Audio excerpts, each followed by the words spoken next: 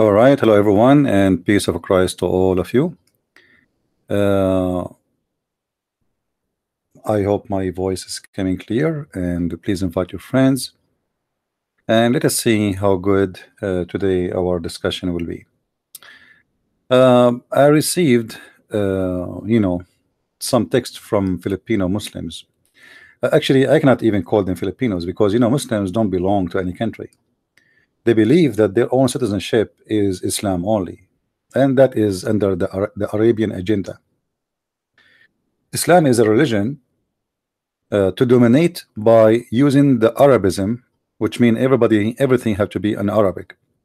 You pray to God in Arabic, you call yourself an Arabic name, you eat Arabic food, you dress like Arab, you talk like Arab, and then you are a Abdul, a slave of Allah. Actually, you are a slave of the Muslims, Arab. However, always, you know, the Muslims, they come to us with funny things, and I find it very funny. And they say that they found the name of Muhammad in the Bible. Today actually I'm going to share with you what I found. I found even the picture of Muhammad, and I don't know if I can describe something better than this. Why Muslims cannot find Muhammad to be a prophet in their books, so they try to make him a prophet in our book. I mean, can't you Muslims find me your prophet in your book as a prophet? Who is a Muslim can prove to us that Muhammad is a prophet of God based in his book? Why you are so desperate to find a name of somebody you Muslims claim that their books is corrupt? Aren't you day and night you keep saying to the Christians your book is corrupt, your book is corrupt? You keep saying that to the Jews and the Christians, and then you come to us saying the name of our prophet in your Bible? I mean, is that stupid or crazy or mad? Or are you Muslims, are you taking hashish? Are you under the influence of hashish?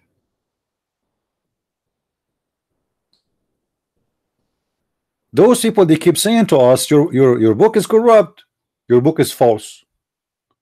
You have 1 million version of the Bible, which one? And then they come to us and they say they found the name of Muhammad in the Bible. All right.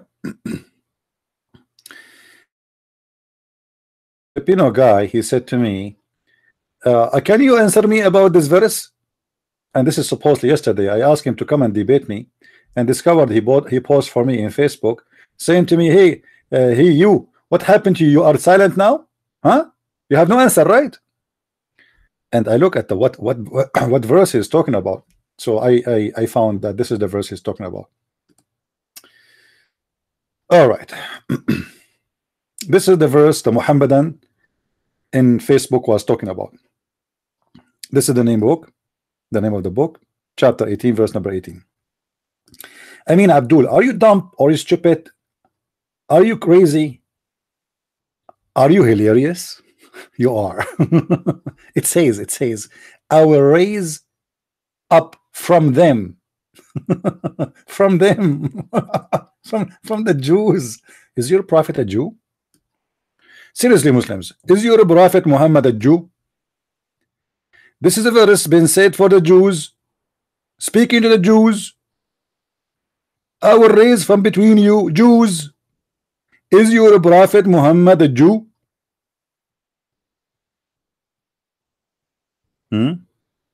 Is he? Is he?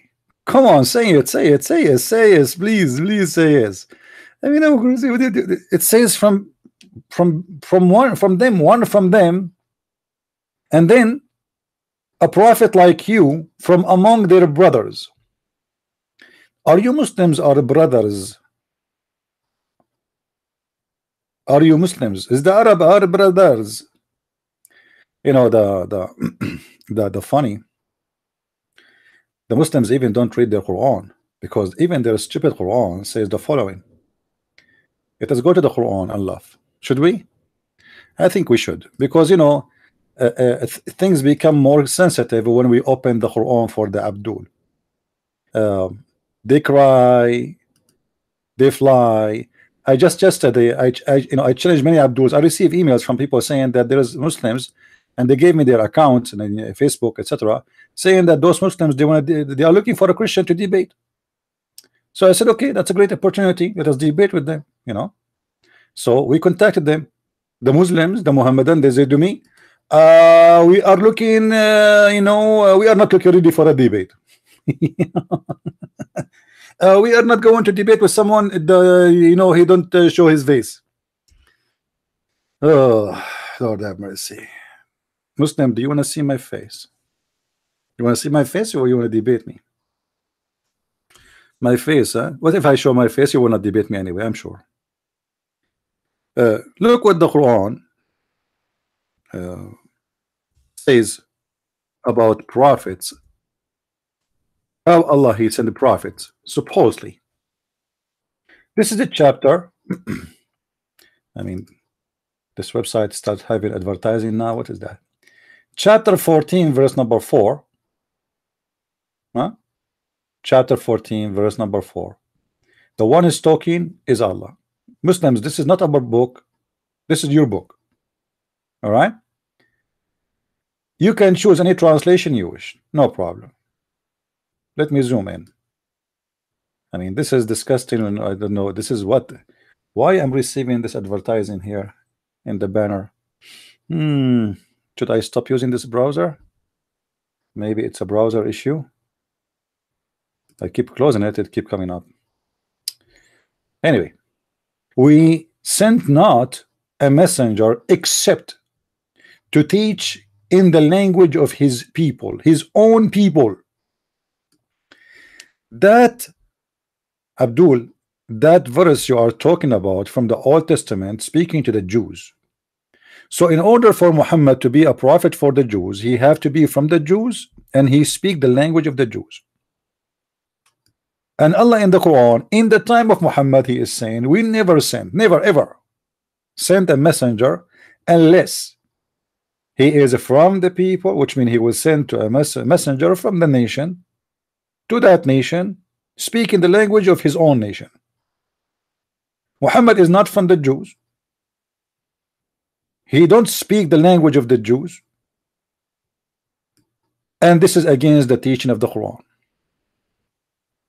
So I'm not sure who is the stupid one who told you. I think the one who started this is Didat, because Didat, he spent his time trying to find the name of his prophet in the Bible, but he never read his Quran.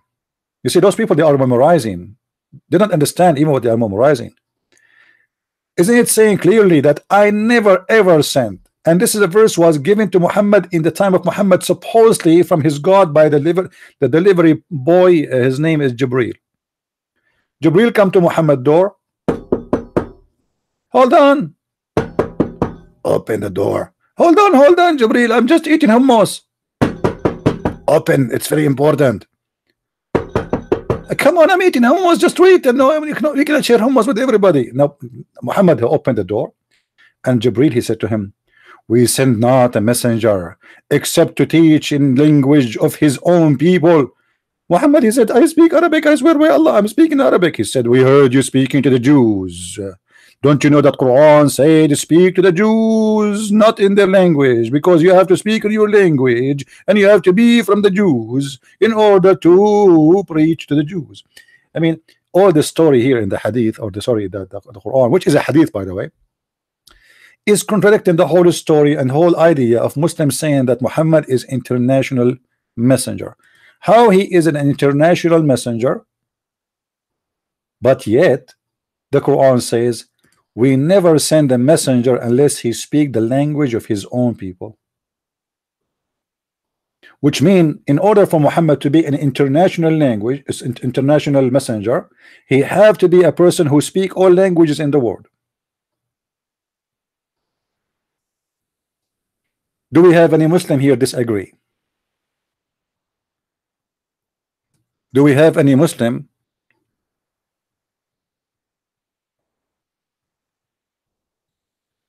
disagree?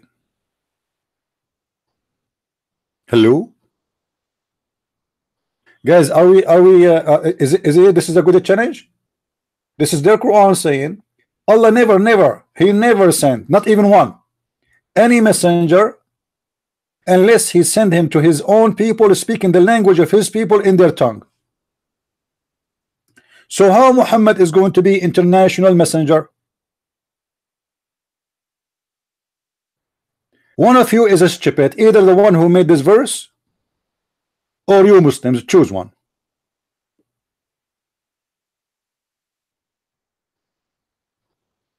Anyone?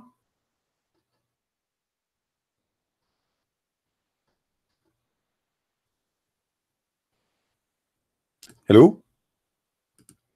If there is any Muslim here would lean to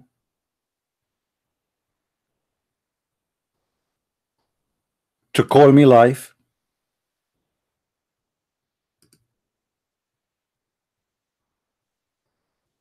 if there is any Muslim here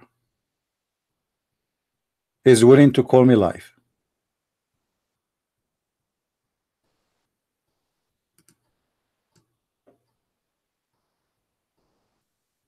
I'm trying to disable this advertising, it keep coming to browser. Any Abdul have an answer for this? So they have a big mouth speaking copy paste and no one have an idea what he's talking about.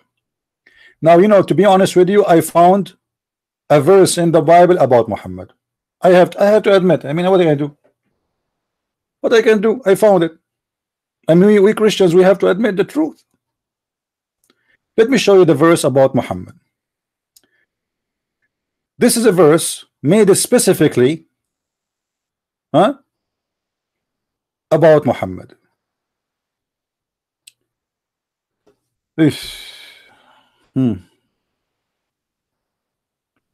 Which one you want Muslims to deliver first for you?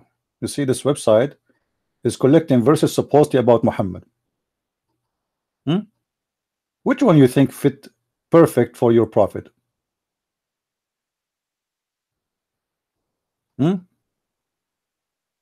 Which one? Muslims, who want to help me? Who is the Muslim is willing to help us to tell us which verse of those verses is about your prophet? I'm sure we have many Muslims there, right? You see here in 2 Peter chapter 2, but false prophets also arose among the people. Now, I challenge the Muslims to tell me how Muhammad he earned the title of a prophet. Any Muslim can do that. Be aware of false prophets who come to you in a sheep clothing, but obviously they are not, they are wolves. Now Muhammad in the beginning he was coming to us in a sheep clothing. This is why, if you remember, when a Bedouin he entered the mosque and he unzipped his panty, you know, and he's a Muslim. This Bedouin is a Muslim. You believe it? This Bedouin is a Muslim. He grabbed his private part and he start pissing in the mosque. Muhammad now he plays sheep. Yeah, very peaceful. He said, let him finish. Let him finish, the guy. Please finish your piss. Did you finish your piss, please, sir? Do you need a towel or something? Do you need to wash your hand or something? And the guy was like pissing, and Muhammad had no problem. He is pissing inside the mosque, and Muhammad is not complaining. Okay, what happened? Why Muhammad at that time he did not get upset?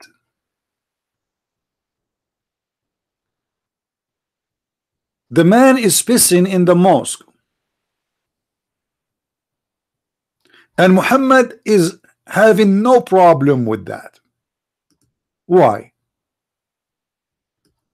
Let me show you the hadith.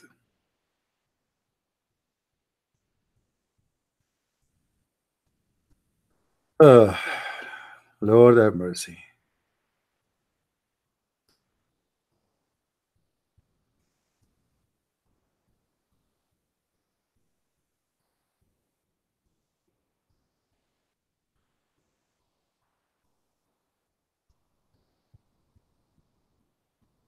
Look at this. Look at this. Anas ibn Malik narrated that a desert Arab Bedouin stood in the corner of the mosque. This guy is a Muslim. He is a very beautiful, beloved Muslim, Muhammadan. But he liked to piss in the mosque. I mean, everybody have a hobby. Everybody in this earth, trust me, have a hobby. This guy, he have a hobby. He piss in the mosque. He save his pissing until he go to the mosque. But he's a Muslim. And the proof is a Muslim. He was sitting between the Muslims inside the mosque. Why somebody he is not a Muslim will be inside the mosque? You know what I mean? Obviously, he is a Muhammadan. It's very obvious. All right. Then the guy, he stood and he grabbed his host. You know what I mean? And he started pissing. You know. By the way, I have no idea if it was like a waterfall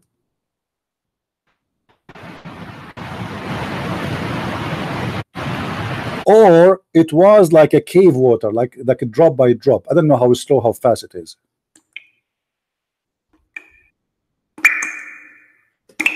Okay, so now this is the Bedouin man in the middle of the mosque. He is pissing, and the Prophet,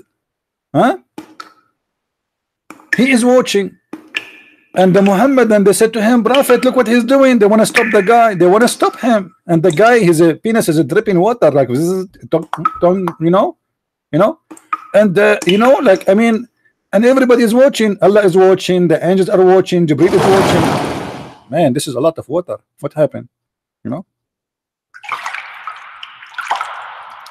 this guy is leaking. This guy is not pissing. I don't think this was a piss. So this guy now, he is inside the mosque and he is pissing around, and the Muslims, they were upset. I mean, what are you doing? What are you doing, man? What the heck is that? I mean, this is not a piss. This is must be a dragon pissing. So they wanted to stop him, but look what Muhammad, the peaceful Muhammad, what he said. And by the way, this is a sign of him being a prophet. Look at this. He said, leave him alone. Leave him alone, man. Leave him alone. Okay, hold on. This is need some background music. Sorry, I cannot do this, such an important story and news like this without background music. We have to.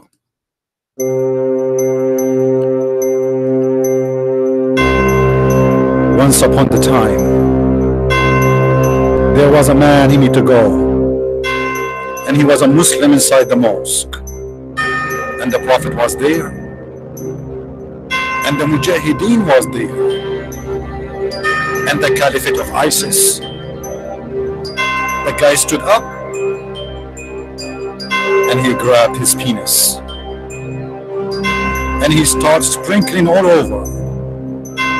The Muslim, hey, what the heck are you doing?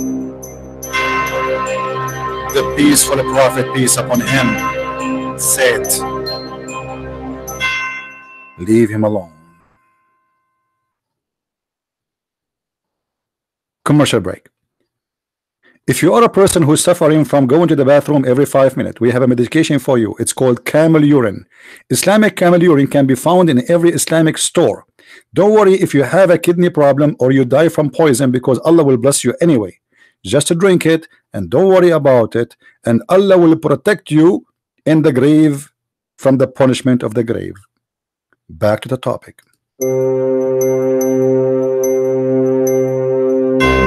And the Prophet said to them, leave the guy alone. He just need to piss. And so what if he piss in the house of Allah? I mean, what is more perfect place to piss in? This is the house of God. It is a place made for every man to piss in. Have you ever heard of somebody is being pissed off? And since then, every Muslim, he pisses in the house of Allah. because Muslims are following the Sunnah. Hold on. Hey, Muslims, as long as your prophet, he allowed people to piss in the mosque, and he practiced that. Okay, can we go now and we piss inside the mosque? This is Sunnah, as you see. He allowed it. He have no problem with it. Now, how this guy, he can be a messenger of God? You see, there's one thing about the messenger of God. He is going to be full of jealousy, specifically about the house of his God. You know what I mean?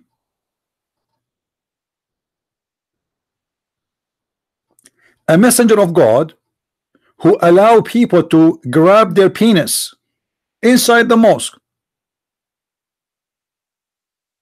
Supposedly this is the house of God, and God now is there, especially Muhammad is there. I mean, this is not any mosque. This is the mosque of the Prophet Muhammad, peace upon him. Imagine, there is no way that Muhammad is inside that mosque and Allah is not there too, watching and drinking coffee. How come Muhammad did not get upset from somebody pissing in the house of God? Do you know, Muslims, what Jesus did when he saw people buying and selling in the courtyard of the temple, not even inside the temple? Do you Muhammadan knows?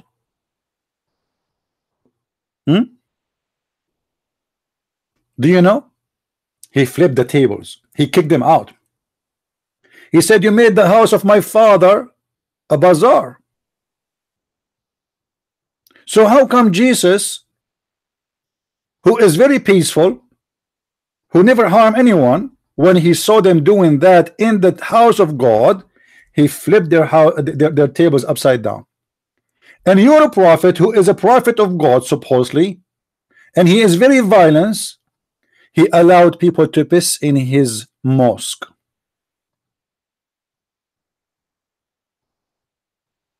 Do we have any Muhammadan have an answer?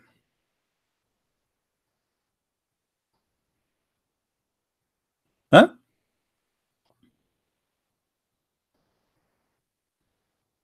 Imagine you are and you convert to Islam and you enter the mosque and suddenly somebody stood up and he start pissing around. Brother, what is that? Hey, brother, don't worry. This is the one next to me, behind me is pissing around. And this is piss is bouncing all over. I mean, this is amazing. That's amazing. But look, Muhammad, they're very peaceful now because he's trying to make anyone believe in him. At that time, Muhammad is weak. He just wants believers. It doesn't matter. Even if you piss at Muhammad, he will not complain. But when Muhammad, he gets so powerful, now who dare to do that? Who dare? Huh? Nobody. But when Muhammad was a fifi, shishu, susu, you know, he was like a potato. Please, please, piss. Let him piss. Please piss as much. Just believe in me and the prophet, okay? Piss as much as you want. Do you want to piss here? Because you piss there only. If you want to piss here, we can move. All right? Do you, brother? Do you like to piss in my place? Maybe you are not comfortable to piss in that corner of the mosque. If you like to piss in my corner, feel free. Because he is a hypocrite. There's no way a person who is jealous about his God, he will accept that one of his followers will grab his penis and start sprinkling inside the house of Allah, unless he himself he knew that he is a fake man.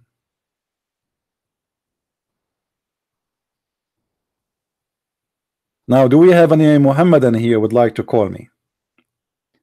Who is the Muhammadan he like to call? I'm going to open Paltalk,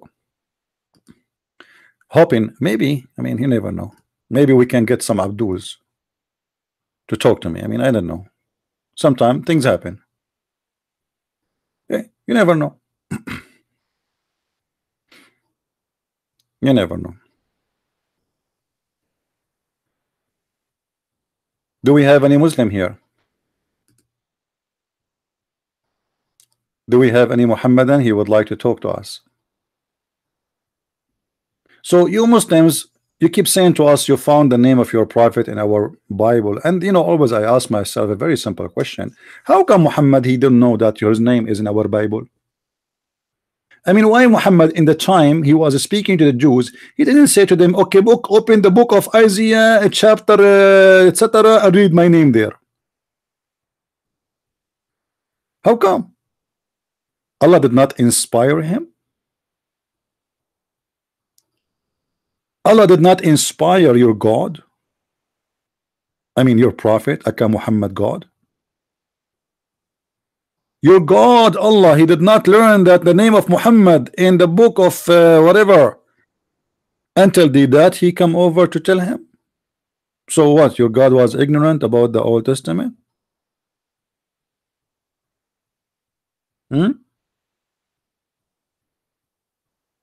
Who is a Muslim would like to call me? My Skype is on. Just you do not need to add me, just you can call immediately. It is Debate TV. All right. And if there is, I just opened the chat room in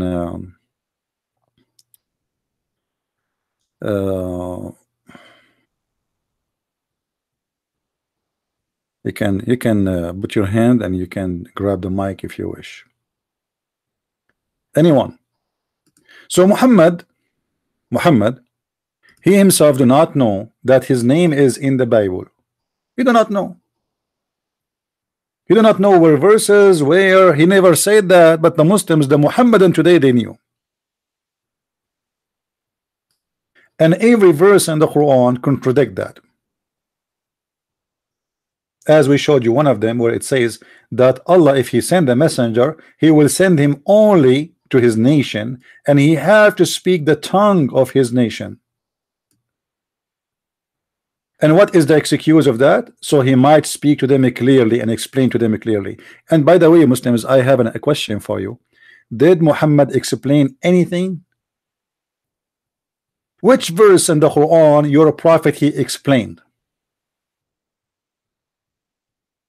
Any Muhammadan would like to tell us which verse in the Quran is explained by your prophet? How the Quran saying that so he might explain things to you? So if Muhammad explained the Quran, there is no need to the interpretation of Ibn Abbas and Ibn Kathir and potato and tomato and shish kebab and hummus and falafel. What is the interpretation of your prophet? What do you mean the Quran is saying to explain to them in a clear way? Explain what? Where is the interpretation of the Quran made by Muhammad? Huh? Any Muslim can tell me where we can find? Isn't it the Quran in chapter 3 verse number 7 says nobody knows what the Quran means save Allah? So what do you mean in a clear way?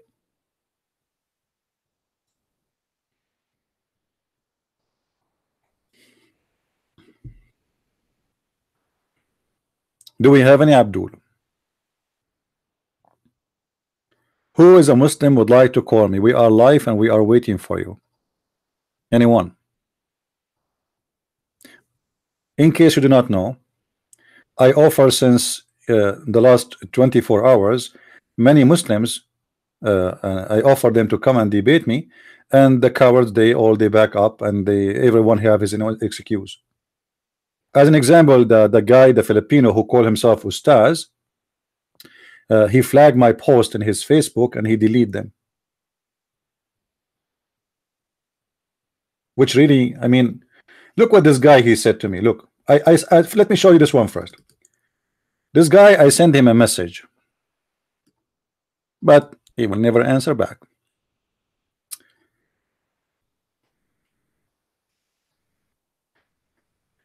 Hello, Mr. Ahmad.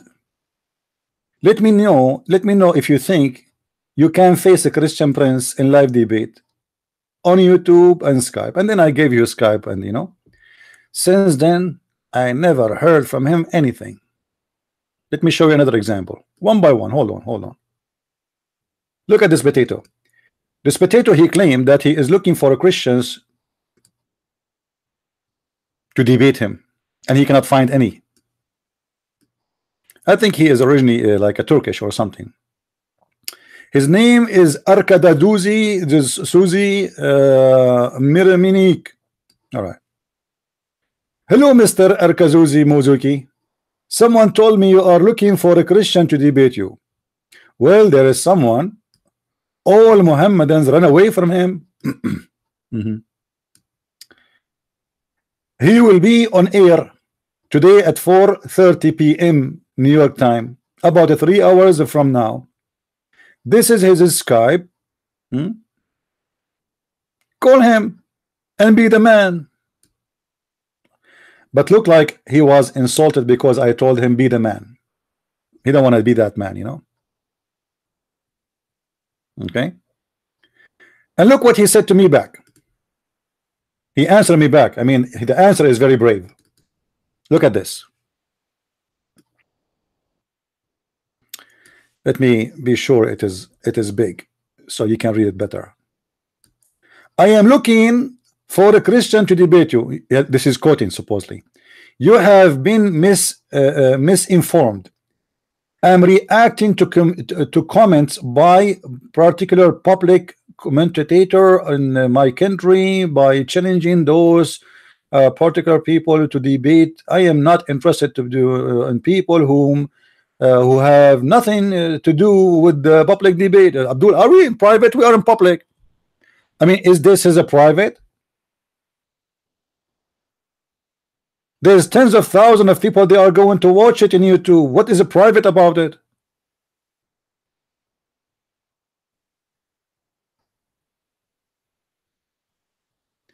A brother from Germany, he told me that a Muslim is going to debate him, I think tomorrow. And I was saying to myself, I mean, why everybody he can find people to debate him except me?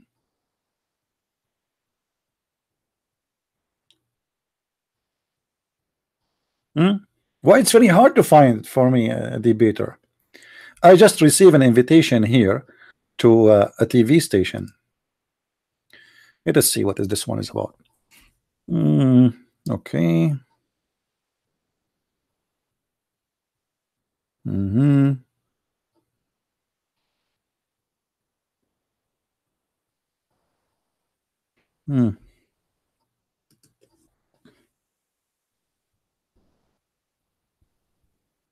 All right. I will tell him I will.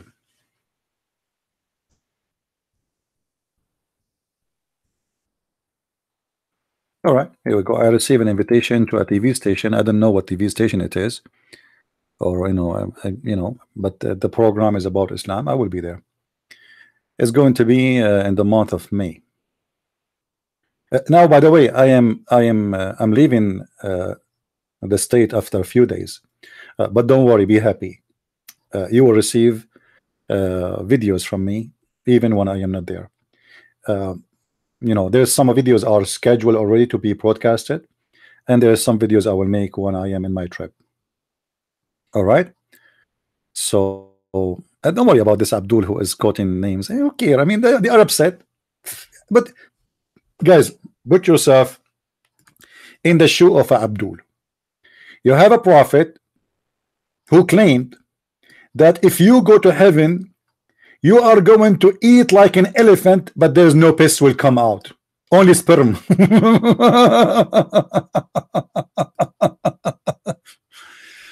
But what a Muslim he will do in the heaven of Allah? He will do this.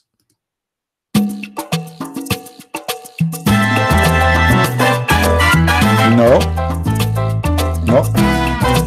he will not dance. A Muslim in the heaven of Allah, he will not even hear music. All day long he will be sharpening his penis and taking it from a vagina and putting it in other vagina. Actually, I can't say every day, because if his orgasm is 70 years, I mean, what kind of a stupid heaven this heaven is? People doing nothing except having sex, and hello, this is heaven. I mean, this is hell. Imagine, guys, you enter a bedroom and then you find like 70, 80 women jumping over you, and all of them, they want to rape you. And I say, like, please, I am an Arab, I don't know, I have nothing to do with this.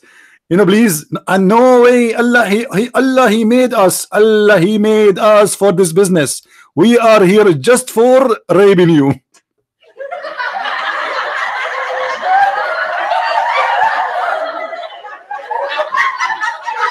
And then, please, okay, can we do it like at least 10 at the time? Just 10 at the time. No, we cannot do it 10 at the time.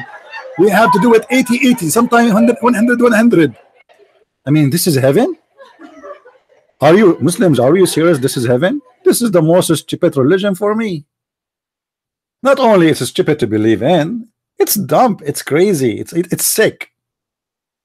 And why I wanna, you used to Muslims, they speak about Islam is religion and God, and there is logic. And what is the logic that God, He made for me women I never met, and they will open their legs for me the second I enter my room? I mean, what is the logic there? She don't even know who I am. I don't know even who she is. And there is another logic which is making me confused. Hold on. I'm very good in drawing, right? How many of you knows that I am an artist? You know it. All of you know it. Come on, don't deny that. Oh, we have a caller. Hello. Hello. How are you, my friend? Hello. It's Kashim from the other night. How are you, Kashim? I'm on my friend's tablet. How are you, Kashim? I just wanted to ring, and I told my imam to get in contact. Okay. Is he going to call us? Yeah. Is he calling me now? That will be good. He said no. Why no? Why no? Tell him I will pay him $100 if he agree to debate me. What do you think? Anyway, so I looked into what you said. Yeah. And I looked into why Jesus being sinless, Jesus being virgin born, and it didn't add up. Why was He the only man who was sinless? Okay. Why was He the only man virgin born without a father? So what do you think? I used to debate on Facebook. Who was a Christian told me to read Isaiah 53 and Isaiah 9:6. Mm-hmm. And I don't know how to become a Christian, but I'm very convinced right now. All right. So you are serious about this, or you are just here to be an Abdul? Be honest with me. Are you serious? No, I'm very serious. Okay. So are you convinced first that Muhammad is a false prophet? Well, if you contradicted Jesus, then yes. Well, it's not about if. You see, here there's no if. Either you are convinced or you are not convinced. Someone can be sinless and someone not coming from a father. Yeah, well, there's a reason for Jesus is not coming from a man. You see, if you connect those two things together, like I am coming from a sexual relationship, between my father and my mother, and you did the same, right? So Adam and Eve both are sinners, and even Muhammad, he said every son of an Adam is a sinner, but Jesus is not the son of Adam. Every son of an Adam, this Muhammad's statement, not mine. Every son of Adam, I can show you the hadith right now as we speak, in the front of your eyes. That every son of an Adam is a sinner. Okay, that is a son of Adam. This is explain why Jesus is not the son of Adam. And now, if we ask the Muslims, actually, what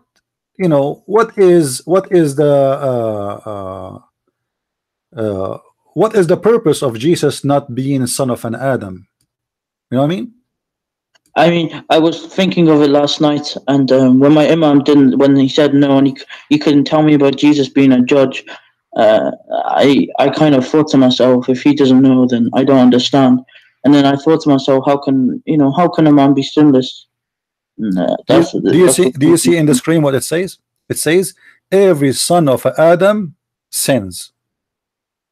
All right. Yeah. Okay. Yeah. Every son of that's mean no exception.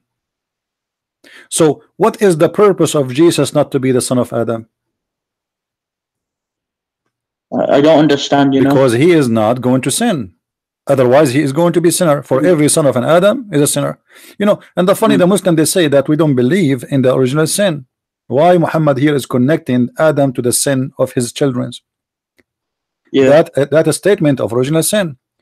So, if I say to you right now, my mother, she gave birth to me and she was a virgin. I mean, this would be funny, right? Yeah. Not only because it's not true, But because even if it's true, then you need to ask yourself, okay, what the purpose of this miracle? Nobody can see it. I mean, who is going to know what happened, but to my mother and your mother in the bedroom? Nobody except them, correct? Anyone can claim that his mother, she was a virgin when she gave birth to them. This is not a miracle to show, because nobody will see it really for real. I mean, nobody can witness, be a real witness for if this woman, she was really a virgin or not. Do you agree? Yeah. Usually miracles, they happen in front of a crowd. Like Jesus, he make the blind see. Jesus, yeah, but I used to, you know, my parents told me, because I've asked them this, and my parents told me that, you know, it was Allah who, you know, who made him. It wasn't Jesus, because then Jesus had to pray to God. So, well, Allah he pray to God too. Allah he pray to Muhammad. Allah pray on people.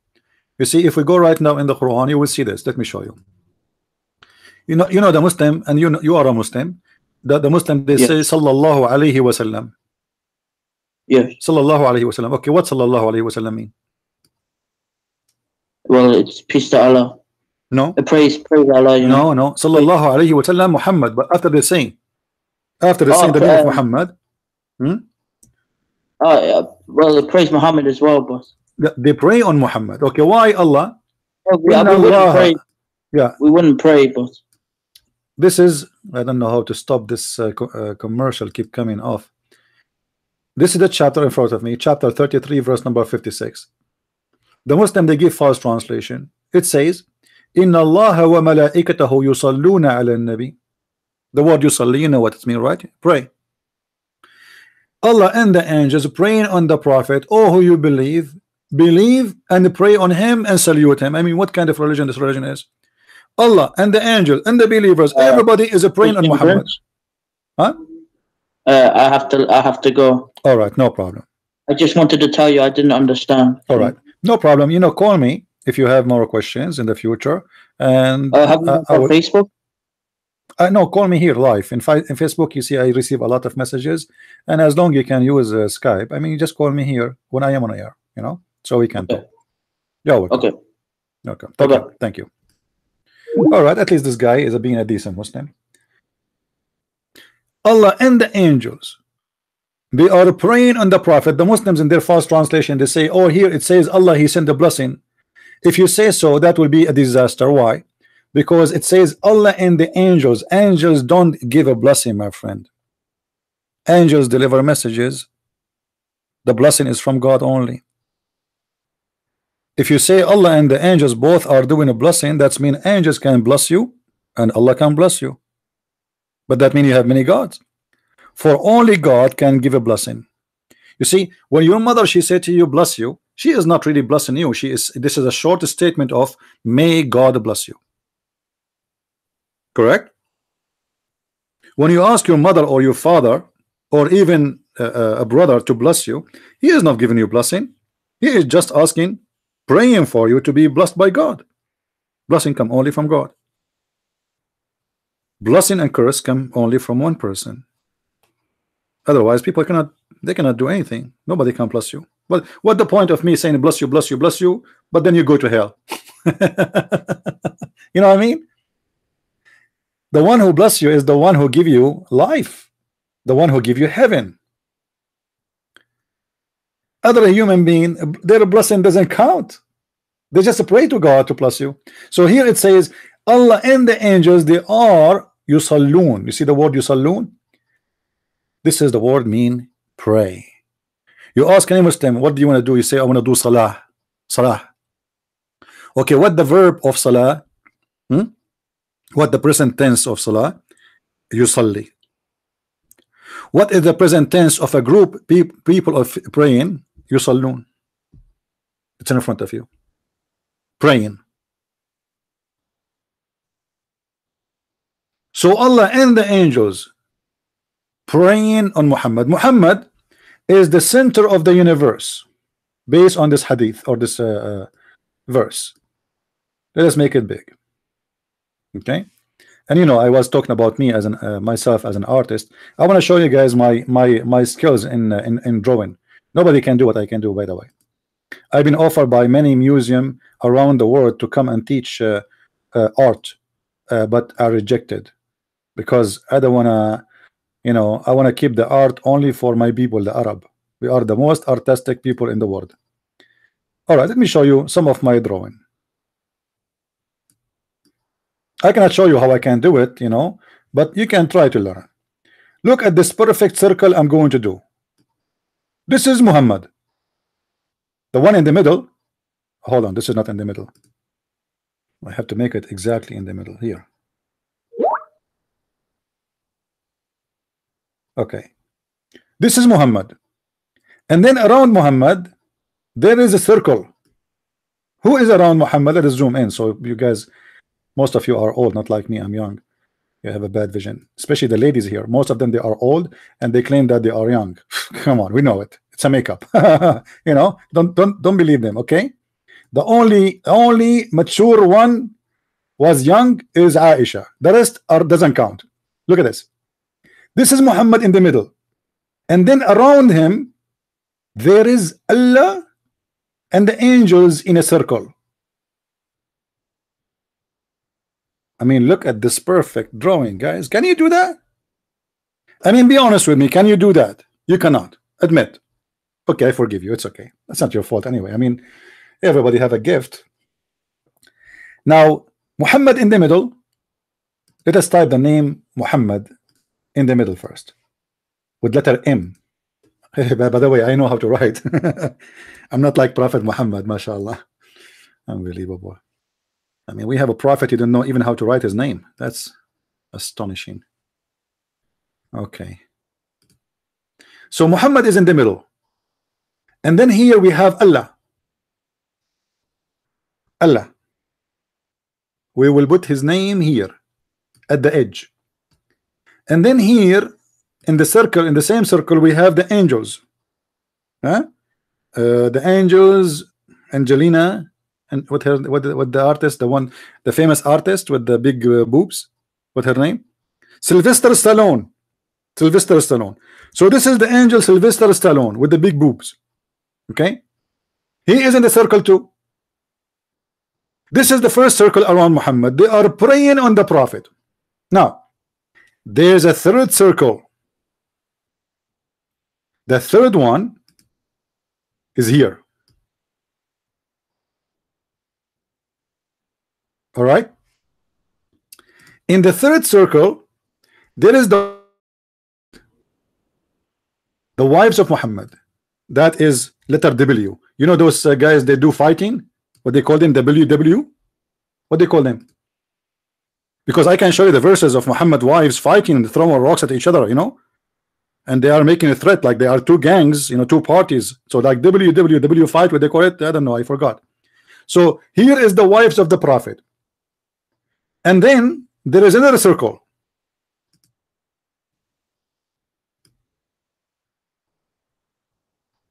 The last circle is the Abdul. The Abdul. Let me put some Abduls here. Okay, those are Abdul. Let me change the color. Hold on. By the way, guys, if anyone want to take my print and print it and sell it in the market, I have copyright over it. Okay, don't do that. I know you can make a lot of money from my painting. I know it. Those are the Abdul. There is 1.4 billion Abdul. Like if you count the hair of a donkey, I think the hair of a donkey will be more than them. So let us say the hair of a rat. Those are Abdul around the world. All of them, they are doing one job. They are praying on the Prophet Muhammad. Look how many. Look. Big circle. Like Zakir Naik here. Zakir Naik. This is Zakir Naik. The reason I know this is Zakir Naik, it's the line is so skinny and he's have like a growing funny beard. MashaAllah. Alhamdulillah. Unbelievable religion. This is the religion.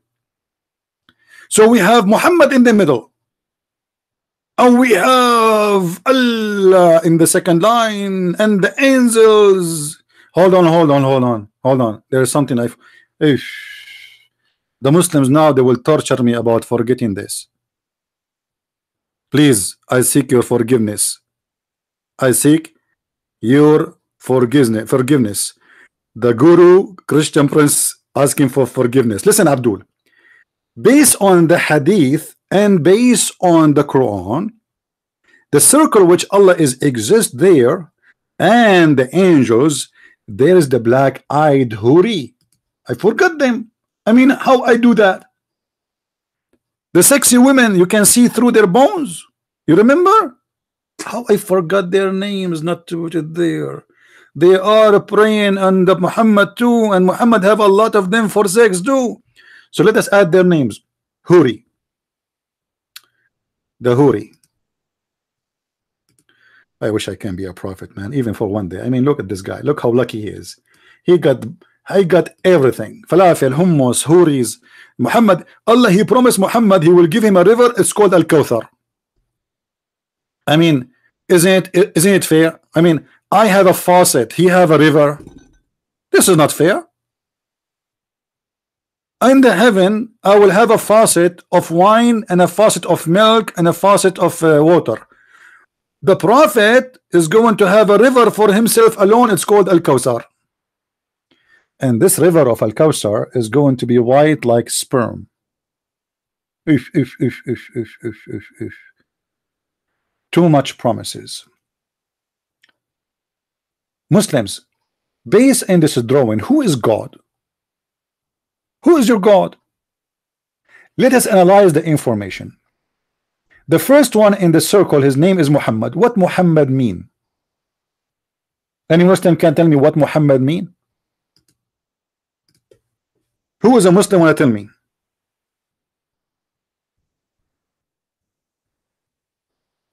Huh? Is it true that Muhammad name mean the praised one? So if Muhammad is the praised one, who is the praised two?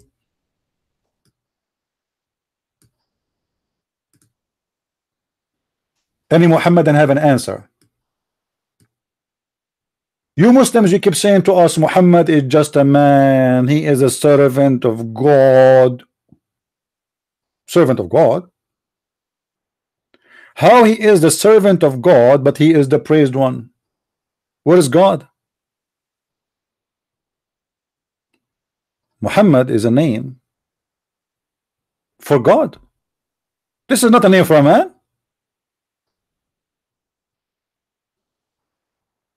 And this is why the verse they are saying that Allah and the angels and the believers and the wives of Muhammad and the girlfriends of Muhammad and everything in the earth have one job, is to pray on Muhammad. Actually, to make it more clear, guys, can I clean my drawing? I know, because many of you like to take selfie with it. If you like to take selfie with it before I wipe it out, take selfie. I know, because each time I make a drawing, people they take selfie with it and go crazy. I mean, things, you know, I saw it in many stations in the news. Take selfie, especially if you are a Muslim. Take selfie with this. I mean, this is Quran. This is the analyzing of the Quran. Unbelievable. What kind of religion this religion is? Everybody is praying on Muhammad. Who is Muhammad? Allah does not have a job except Muhammad and praying on Muhammad. Yes, he don't have a job except that. Let me show you. Hold on. You guys do take a selfie? By the way, I don't accept anyone to take selfie of my drawing unless he have iPhone X. If you have Samsung Galaxy, like those things, no, don't do that. Okay, this is an insult to me. Okay, I am an Arab and we are very humble. I don't even friend people don't have iPhone 6. Sorry, I have to tell you, I am the same as the Prophet Muhammad, because we are humble. Allah gave me the Kawthar in the heaven. I mean, a Kawthar. How's Kawthar doing, by the way? I mean, Muhammad is so humble, man. Everything in the heaven is for him. Rivers, ocean of musk. Unbelievable. Let us continue.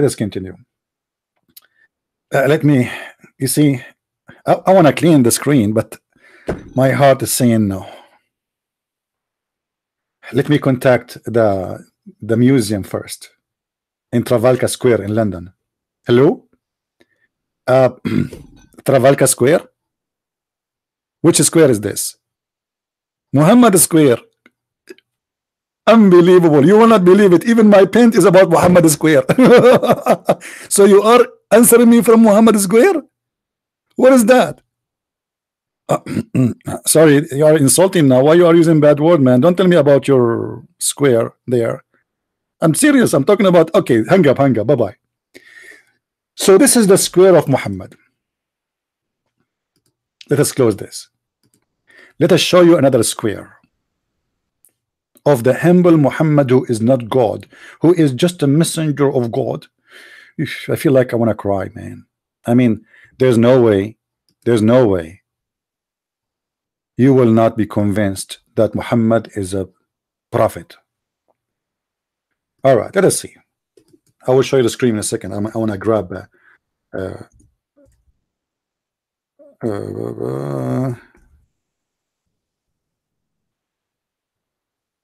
okay, here we go.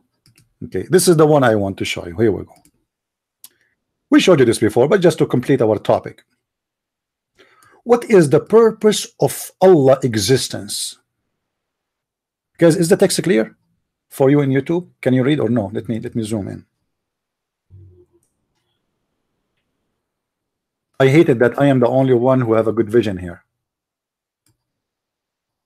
Do you know, guys, the secret of I'm having good vision? Okay, I will tell you, but please don't share it with anyone. And I hope the Muslim, they will not record me now, because I read a lot of Quran. The more I read Quran, the more my vision gets stronger. True, this is true news. I'm not lying. All right, I cannot zoom in here. Look why we have to. This website is not. Let me change the browser. Hold on. You know, some website, when you zoom with the text and you make the pages smaller, it change.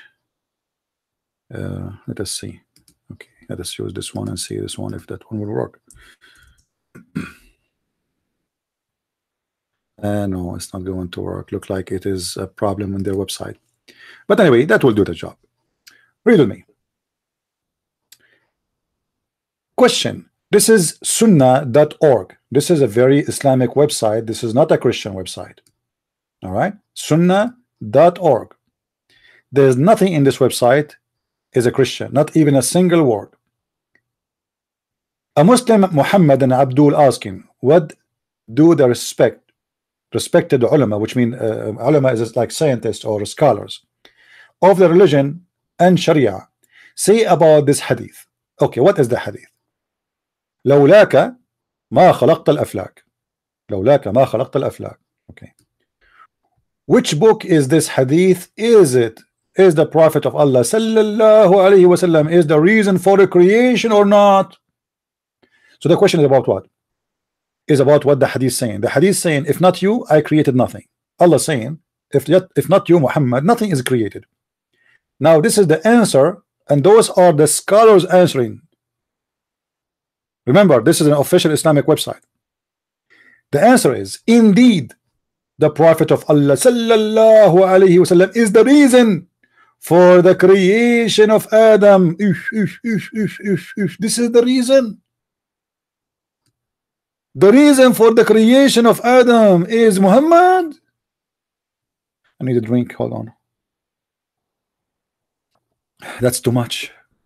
And I was wondering why Adam and Eve was created. Why Adam and Eve was created. And I was not able to find the answer. But finally we found the reason for our existence. It is Muhammad. And not only that, my friend, I'm sure many of you is going to have tears, but not in your eyes, in your ears, because too much lies and your ears will sweat. And he's saying, is the reason for the creation of Adam. Oh, where does this thing go? Hold on. I don't know how the page flipped. Here we go. Okay. Alayhi salam, and the universe, the whole universe is created because of Muhammad. Guys, do you see how important the existence of Muhammad? Do you know why Trump is created? Trump is created for the sake of Muhammad. The whole, because you're the whole universe, and Trump is one of the things in the universe. I mean, this is amazing, man. But yet the Muslim, they say to us that Muhammad is just a servant of Allah and he is here to serve Allah. So, but Allah saying Allah don't agree. Allah don't agree. Allah saying that everything I made is just for the sake of Muhammad. Read when you read. Allah, if the Prophet of Allah sallallahu alaihi wasallam, do you remember we said sallallahu alaihi wasallam, the one explained in circle? This is what we explain in the circle. The Muslim, they keep saying sallallahu alaihi wasallam. In the translation, they say to you it means send the blessing on him. This is a lie. The word. But because it's very embarrassing, they changed and they fabricate the translation. Sallallahu alayhi wasallam, and they cannot even say the name of Muhammad without adding this. I mean, how come we Christians, we believe that Jesus is God, but we don't say sallallahu alayhi wasallam? You know what I mean? We are the Christian who worship Jesus, but yet we call him by his name, Jesus. We don't add titles, and we don't add things in the front and things after. And why Muhammad is a servant of God, the humble man? The Muslim, they have to add long sentences. Have you ever seen a Muhammadan before he start his debate or conversation with anyone, he would say Allahumma salli ala Sayyidina Muhammad wa ala ashabi Sayyidina Muhammad wa ala jilani Sayyidina Muhammad. You have to speak for 15 minutes praising and worshiping Muhammad before he start the conversation, because Muhammad is God for the Abdul. Let us continue. It's saying if the Prophet of Allah was not in existence, okay, then yeah, Arsh and Kursi and Lawh and Al-Kalam and the sky and the earth, they will not be exist. Hold on. Do you know what does that mean? If not Muhammad is exist, Allah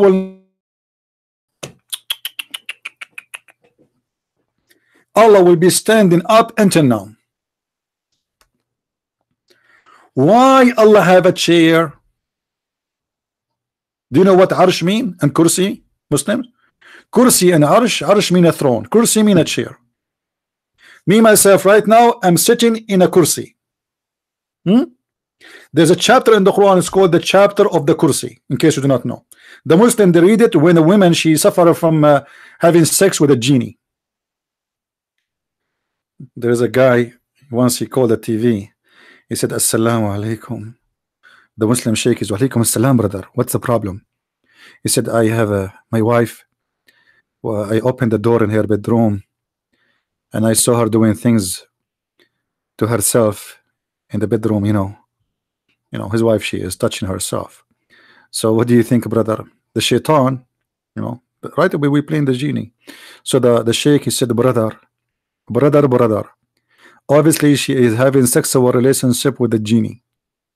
I advise you, brother, to play the chapter of the chair, and if you can read it from the end to the beginning, that even will be better. I love it when they say from the end in the beginning. Are you saying we have to read the verse backward? Why?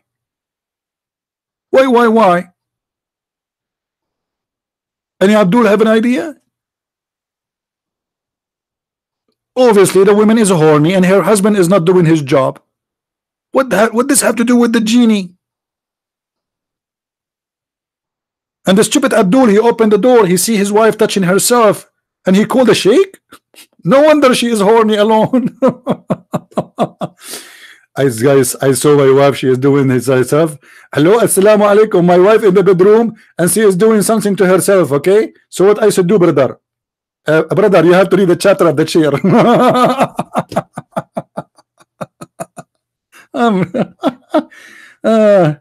Oh boy, I feel like converting to Islam. I mean, Islam brings a solution for everything. If you have any problem, my friend, if you have any problem, the solution is in Islam. All right, we go back to our topic. So if not Muhammad, Allah will not create even the chair for himself. He will be sitting in the platform in the street, or he will be standing in one leg. I mean, do you notice how serious this is? If not Muhammad, Allah himself have no chair. Muslims, why Allah will not have a chair if there's no Muhammad? Why? Any Muslim can tell us? Any Abdul? Hello?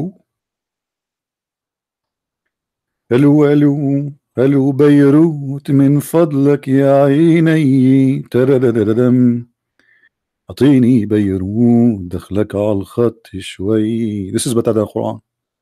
Any song is better than the Quran. Any Abdul, he dare to call me right now?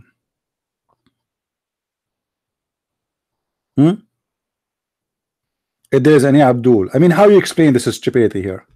He is just a prophet of God, supposedly. He is a servant of God. He is a humble man, as you claim. But yet, God have one reason to exist. Why Allah is exist? Based on this stories in front of us, why Allah is exist? If not Muhammad, even Allah pen, the pen, al-qalam. You see the qalam? It says Allah pen is not exist. If not Muhammad, Allah do not need a pen. So Allah became educated because of Muhammad. If not Muhammad, Allah will not need a lawh. You know what lawh? This is one of the funny things about Islam. Muslims, they believe that their God, he have a book, but this book is not like pages, it's a board, big, and Allah, he put this board between the angel eyes. Anyone remember what the name of the angel? Who remember the name of this angel? Who remember him? By the way, if you are a Muslim and you are listening, please don't hesitate to call me. I will treat you nicely, trust me. We don't hate Muslims. We are here just to challenge Islam. We are not here. We don't hate you, my friend. If you are a Muslim, don't be shy. Call me. Maybe you can answer me. Maybe you can give me reasons we don't understand. Call. It's very easy. Just go in Skype, look for Debate TV, click call, and I will take you right away immediately. So if not Muhammad, Allah will not have a book, Allah will not have a pen, Allah will not have a board, and Allah will not have a chair, and there is no sky, there's no earth, there's no heaven, there's no hell. And look at this, not only this, there's no trees. I'm really upset from those scholars when they say that, and they stop here.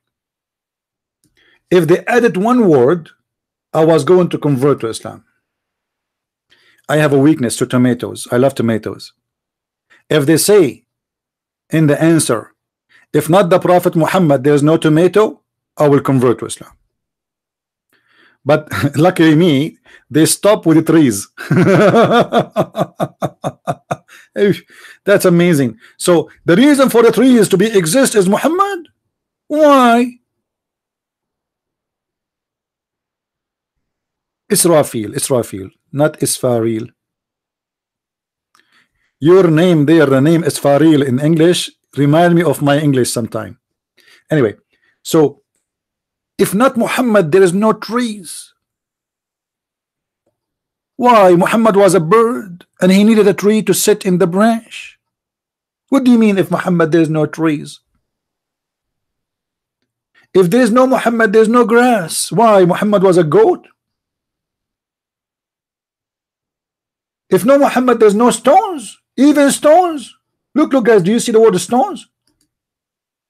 Muhammad, he used to wipe his ass with the 3 stones. Now I know what the stones are made for. Allah, he said to himself, I created this guy, and now he need to wipe his ass, so we need to create stones. Makes sense? I mean, obviously, it makes perfect sense. I was like thinking, like, why we have a lot of stones? I never thought about it this way. But you know, you get older, you get more education, and you get smarter, and the more you read about Islam, my friend, you get so wise. Unbelievable. You know, I remember when I got my degree in Islam, I called my parents to tell them, "Hey, mom, I finished." And you know, she gave the phone to my dad, and he said, "You get a degree in farting?" I was so upset. Imagine a guy is studying to finish his degree in law and Islamic law, and then when he finished, they said to him, "You get a degree in farting." My dad was so right. I mean, what this religion is about except farting and cleaning vagina and using a penis and how to shake it and how to. I mean, this is what you learn after studying for many years in Islamic school about Islam. Nothing. Nothing. The Prophet, he used to shake his penis 3 times after he pissed. Well, nice to meet you. What this knowledge is going to add to anyone. And look what it says here. If not Muhammad, all other creatures in the would not exist. All the other creatures would not exist. All. This is too much. This is too much. What do you think?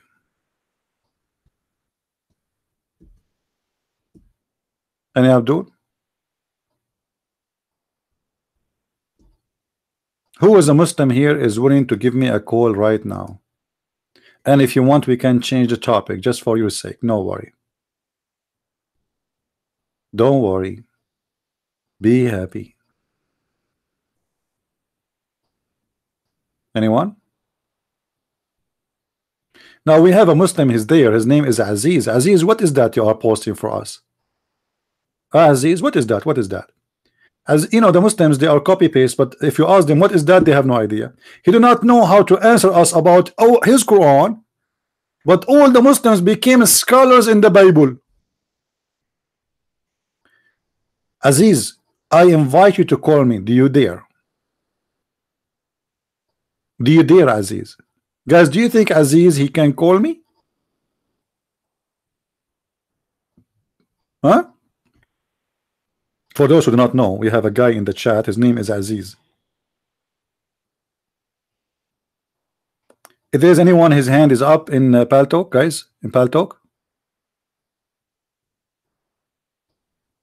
I cannot see anything from my side. If there's anyone in Paltalk want to speak?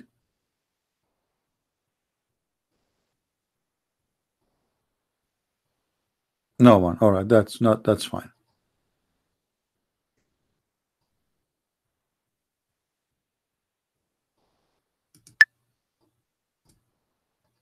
Do we have any Abdul?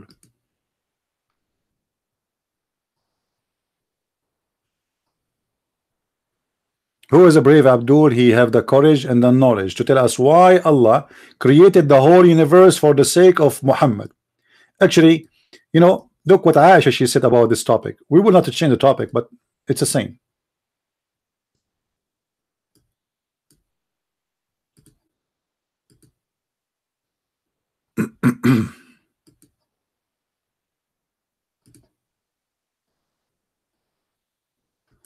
Okay, let us do this. Here it says,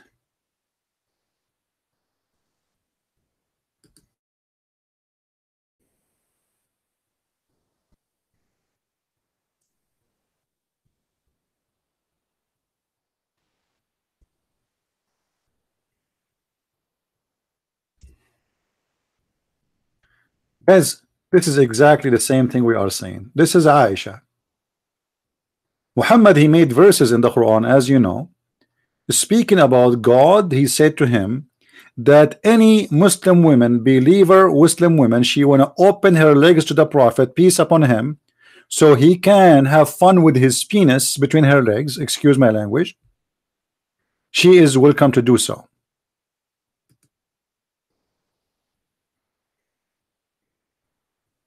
For those who are in Paltalk, if you want to see what we are talking about, you better go and join us in YouTube so you can see in the screen. But then you have to mute one chat so you don't have double voice. It's our YouTube here. Muhammad, he made chapters in the Quran about his balls and about his penis, and the chapters saying it clearly, any Muslim woman, she want to give herself to the Prophet so he can F her, and this is a privilege only to Muhammad, to F her, not to marry her. She is welcome. Muhammad, he put a sign in the front of his house, any women she want me to F her, please come over. And then Aisha, she noticed that Muhammad is nothing but a scam. Look what she said about this. She said that she felt jealous. Felt jealous from what? Muhammad is asking women to come and F him. Obviously. I felt jealous of women who offered themselves to Allah Messenger. Muslims, why Muhammad he needed women to offer themselves to him? He have a lot of wives already. Hello? I mean, is Muhammad like a single guy and he is a horny guy and he need help? His wives are all over. What does it mean that Allah he asked the Muslim women to offer themselves to the Prophet?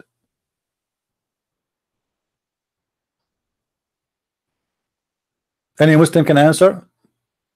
Don't block the Muslims as long they are not using bad language. It's okay. Let them text. Aziz is a poor guy. Let him. Yeah, Aziz. Welcome, Aziz. Aziz is upset. What you can say?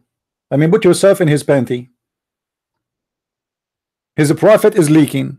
His prophet is horny. His prophet making chapters about his balls and his testicles. What you can do? I mean, put yourself in his. Imagine you have a nose like his, full of boogers. He take off one booger, then they come out.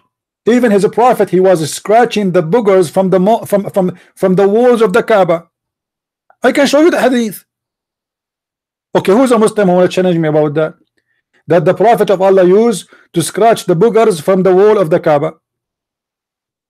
Boogers everywhere. Unbelievable. So Aisha, she was jealous about such a prophet who asking women to offer themselves to him. I mean, guys, imagine somebody claiming to be a prophet and then he says, hey, any women she wanna have sex with me? But this guy, he have a lot of wives, including children wives, Aisha herself. Why you need more women? One vagina is not enough. Two vagina is not enough. Three vagina is not enough. You have 13 vagina plus all the slaves, women you have. Why you need more? 13 vagina in the house of Muhammad. And excuse my language for saying that, because this is the truth. Muhammad is not marrying. Muhammad is having vagina. He don't consider women as a woman. He consider her a vagina. Muhammad, he said the women she have 10 vagina. The women is 10 vagina, and they will not be covered until she go to the grave.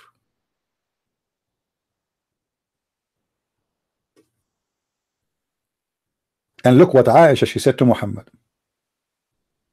Inni ara rabbuka yusari'u ila hawaka ya Muhammad. It seemed to me that your Lord has to satisfy your desire, Muhammad.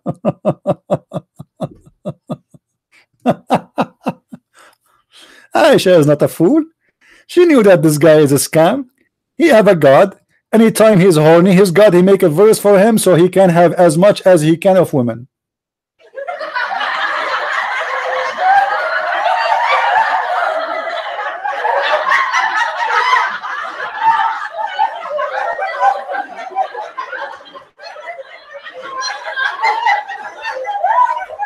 Any Abdul?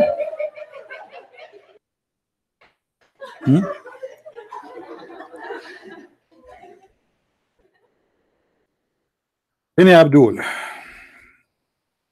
How you can explain to us, Abdul, this?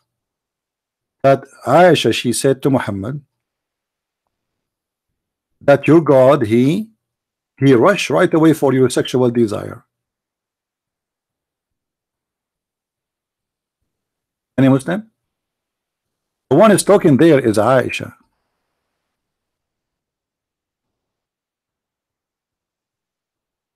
This is not any person. Aisha, she noticed that Muhammad, he is a scam, and he used God for the sake of his sexual desire.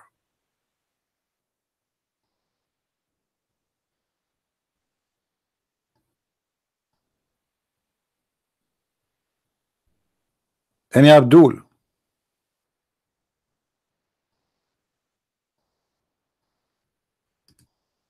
Anyone?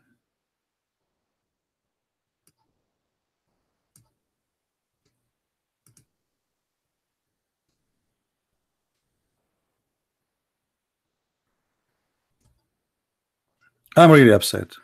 I thought today we will get many Muslims who would like to you know, call us and etc., you know, but look like there is no solution. Muslims are scared. They are scared. They knew that they have a false prophet,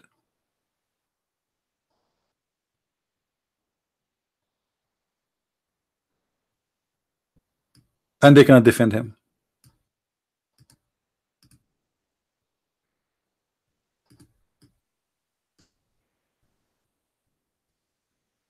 Any Abdul?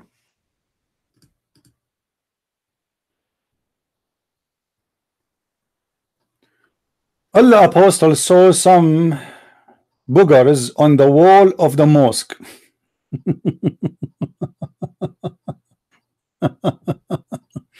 No comment. Any Muslim have something to say?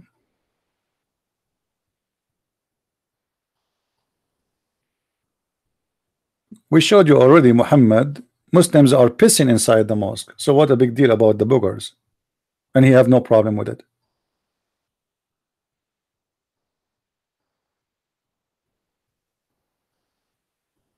Anyone?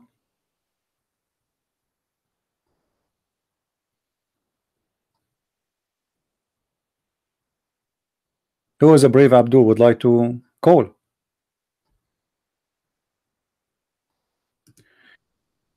The ones who they are texting me in Skype, you do not need to text me, my friend. If you want, just call me. I don't text. I don't want to text.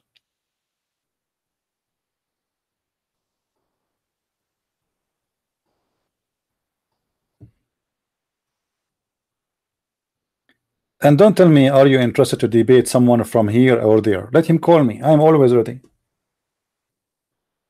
When the last time I said to somebody, I don't want to debate you?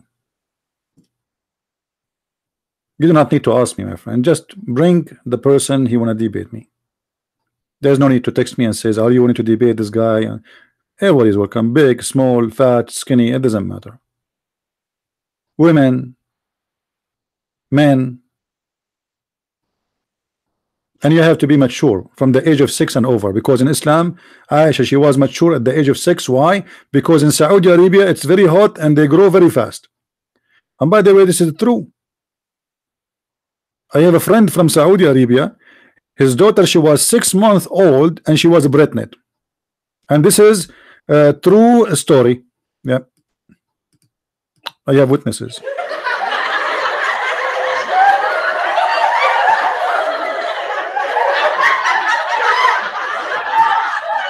What the name Ahmad mean? It's the same. Ahmad and Muhammad is the same. The difference is Muhammad is the praised one. Ahmad is the one who you like. You are thankful for, like when you are thankful to God. Like, you know, when the Muslim he says, I thank Allah, he said Ahmadullah. Have you ever heard a Muslim saying that? Ahmadullah? That's Ahmad. I thank Allah. You know, I'm grateful to Allah. So Muhammad is the one people are grateful to. He's God, same as Muhammad. Muhammad mean the praised one. Why people they praise him? Because they are grateful to him.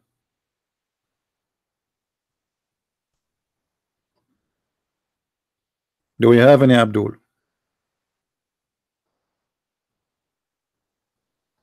I know. I thought today I'm going to receive a phone call from a Muslim and he will make most of you convert to Islam, but look like it's not happening. Who of you here is the first time in this program with us? Who is first time here?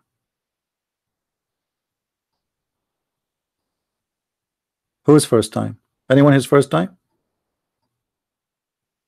All of you are second time? Unbelievable.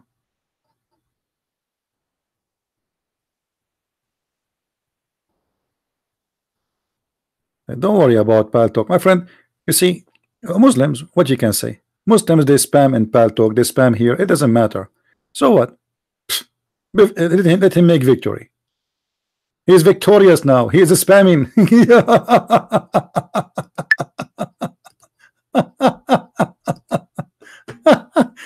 I mean, those people are really stupid and dumb, brother. I did spam a chat room of the Christian.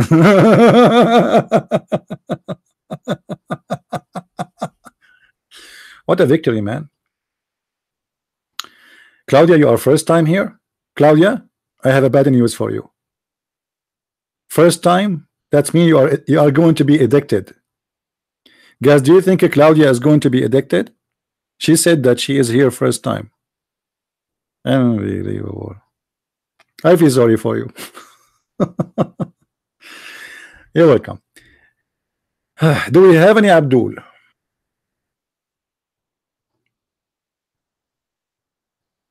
Any Abdul? Once in Pal Talk, a lady, she sent me a text, but using the name of her husband, and she said, CP, we are going to divorce because of you. I said, what? Who? What are you talking about, man? He said, I'm not the man, I'm his wife. I said, and why you are going? Who are you? I don't know you. What do you mean divorce because of me? She said, my husband, he come here, right? When he come from work, he don't leave until you close your room. He don't talk to us, he don't sit with us, he eat even a sandwich, he don't even have a dinner with us. No more. Unbelievable. So I did ban the guy from my room. I told him, you stay only in my room 1 hour maximum, and then I will bounce you. Yeah. Anyway. Any Abdul? I have, by the way, every month we give a special prize, you know. It's an airline ticket for those who attend our show. And our ticket is to the most beautiful place in earth. It's one-way ticket to Afghanistan. So if you are interested, please don't forget to sign for it. You will be really an amazing lucky person. This is your opportunity. One-way ticket to Afghanistan. You can imagine the beauty, the peace, your rights there. I mean, the human rights there is amazing. Take a camera with you. Don't forget. Oh boy.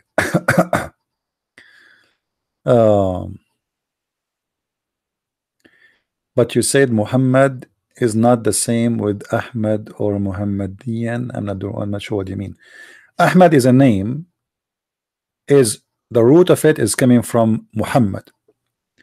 Both of them, they have almost the same meaning, but Muhammad is the noun of it, the praised one. Ahmad, usually it's coming as usually it should not be a name. Actually, it's like you say, I am grateful. Okay, so Muslims, Muhammad, he called himself Ahmad, for he believe that he is the praised one, and he is the one which people are grateful for.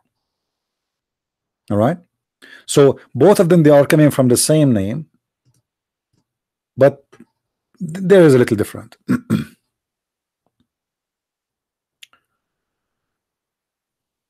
Yeah, and actually I'm thinking to make a scholarship for any of you, if you guys keep attending here, and we will send you to Arabian school in Afghanistan to teach you how to fly.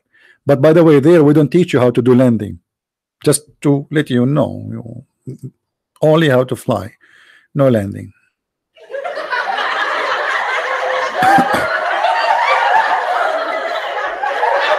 I mean, why you need to do landing anyway? A Muslim, when he fly, especially if he's after he joined Taliban or ISIS, he want to hit the Trade Center. Any Abdul?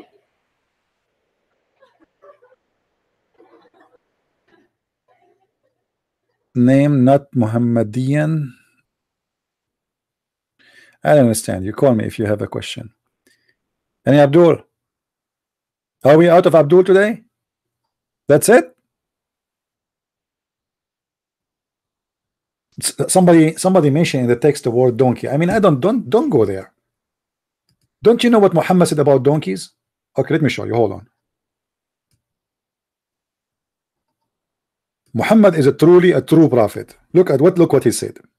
And by the way, this is scientifically proven to be true. Look at this.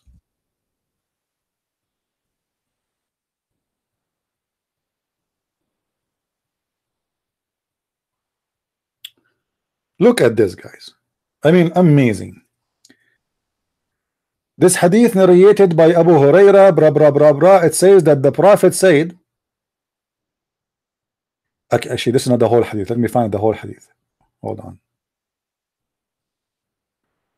Where is the whole hadith?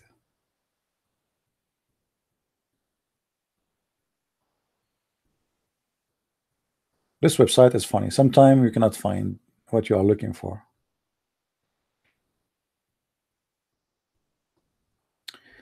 Anyway, Muhammad, he is saying here that aren't you afraid that if you raise your head before the Imam he finishes a prayer, Allah he will make his face the face of a donkey? So what Muhammad is claiming here, that if a person who raises his head before the Imam finish the prayer, you see there's a Muslims, they have a guy who is in the front. This is, they call him the Imam, the leader of the prayer. So if you raise your head when you bend over and your ass like is up, you know, so if you raise your head before him, then you are in trouble. Hello? Hello? Yes. Hello? Hello? I hear you, Can my you friend. hear me? Yeah. Actually, CP, I just wanted to ask a question. Sure. What is the question? Yeah. If I'm not, I'm just confirming. In the Quran, it is said that before crucifying Jesus, Jews did say that we killed Jesus, Messiah, the son of Mary, right? Yes. Something like this. I'm not sure. Yes. Okay, so I want to ask this question to Muslims. As we all know, how respectful Jews are regarding to their Messiah. Even today, we can see that Jews are waiting for their Messiah. So why would Jews would even think about killing their Messiah? So this is a very very important question for both Christians and Muslims, and also including Jews. All right. Well, this is a good question. The question for those who did not understand, he is asking, why the Jews they want to kill the Messiah? Any Muslim have an answer? No. Right? No. Okay. So actually, again. I want to ask. In Quran, it is said that Jews said that we killed Jesus the Messiah. Yes. I want to ask, as we all know that Jews are very serious regarding this matter. I mean, regarding the Messiah, right? So why would they even want to kill the Messiah? You know, they would they will praise the Messiah, not kill them, right? But in Quran, it is said that Jews killed Messiah. I mean, it doesn't make any sense. Even if today you ask any Jews that what will you do if today Messiah comes, then most of them will agree that they will bow down and respect and all that. But no one would even think about killing him. But in Quran, it is said that Jews kill Messiah. It doesn't make any sense. Okay, anyone can I'm trying to understand. You see, your accent is heavy for me. Guys, Yeah. anyone understand clearly what he was saying? For me, as I understand, you are saying why the Muslims, they say the Jews, they want to kill the Messiah. Yeah, right. Why the Jews, they want to kill the Messiah? Okay, well, the Muhammad, he claimed that the Jews, they killed many messengers. All right. As we see here in front of us in chapter 2 verse number 87, Muhammad, he said that a group of those messengers you accuse of lying, and the other group you slay them. And here we have a bigger question. I challenge the Muslims to name for us one messenger the Jews they killed. If Jesus was saved according to the Quran, who are they? The Jewish messengers was killed by the Jews. Any Muslims can tell us? If there is any Muslim here would like to tell us, this is your Quran saying that the Jews, they accuse many messengers of lying. I want you to tell me the names of those messengers who they accuse them of lying, and who is the messenger. At least here it says, by the way, fariqan mean more than three and more. They have to be, it's a group. So, and others, this is why the translation says others, and others you slay. So who are those others prophets who they are being slain by the Jews, and who are the prophets who are accused to be liars by the Jews? Any Muslim can give us an answer.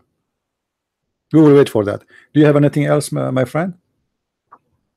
Yeah, I also wanted to ask you, do you watch Speaker's Corner on YouTube channel? Actually, there was a guy named, I think, Ask that question again. Mansur. I can't understand. Say again. Do you have what? I'm asking that, do you watch Speaker's Corner on YouTube? I mean, there is lots of debate going on. You mean Speech Corner? No, I don't like it really, because there's no reference. People, they just shout. I mean, it's a waste of time for me. For us, we do a live like real debate here. I show the reference. Muslim can read it right away. There's no need for shouting. It's about who is his voice is louder. That's all. There's no real debate. No, actually, I wanted to ask you this because there was some Muslim guy. I don't remember his name exactly, but he said on his YouTube that this Christian Prince guy is lying. He doesn't know Arabic. He's just memorizing the verse and all. I memorized the verse. All right. Okay. Well, he can. Why he don't call me? Why you don't ask him then? Okay, call him and ask him and give him and post for him a sentence to read it for you, not something he memorized. Make one. He can make one for me in the screen and he can show it to me. He can post it in the text and I'll read it right away. I mean, this is stupid. I thought you would have known about this video because it was quite famous. I think there was 15 to 20,000 views on that video. I don't know which one. If you find it, you can send it to me so we can laugh. Yeah, sure. I will send it. All right. Thank you, my friend. Thank you. Anything else? No. All right. Take care. God bless. Yeah. God bless. If a Muslim, he says a Christian prince is not lying, it means there's something wrong here. A Muslim, he have a duty. I mean, how he can escape the stupidity of Islam? He will call me liar. What you will do? But can they debate me? Okay, here we go. I am live on air. Who wanna call me? I don't speak Arabic. Let us see. I am the one who don't speak Arabic. I grew up in the Middle East. I am born in the Middle East. I am an Arab and I don't speak Arabic. So who is the one who speak Arabic? ازيك انا ايه؟ Brother Sitter. The Sitter didn't ask a question. Why the Prophet, he used to take his penis 3 times. As you know, I am a doctor. And it's proven by science that if a male person, he take his male member 4 times, it might be break. Especially if it's made in Arabia. Thank you very much. And this is, by the way, proven by the scientist from Japan. His name, Yama Idulai Yama. Thank you.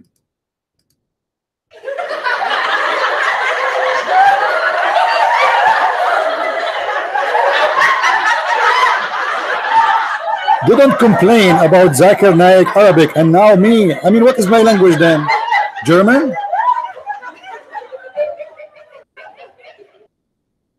You see, if you guys, if you speak Arabic, you can go and watch my debate with the highest mullah in USA for the Shia. You remember the debate? Go and see how broken his Arabic is and how perfect my Arabic is. Go and watch it if you speak Arabic. I was speaking the classical Arabic, perfect one, and he was speaking the street language because he cannot perform speaking the correct Arabic. Now, do you have any Abdul? Even your God Allah don't know how to speak Arabic. What would be the word Arabic for God? Rabb. No. L is not, you see, this is not Arabic, my friend. Don't mix things up.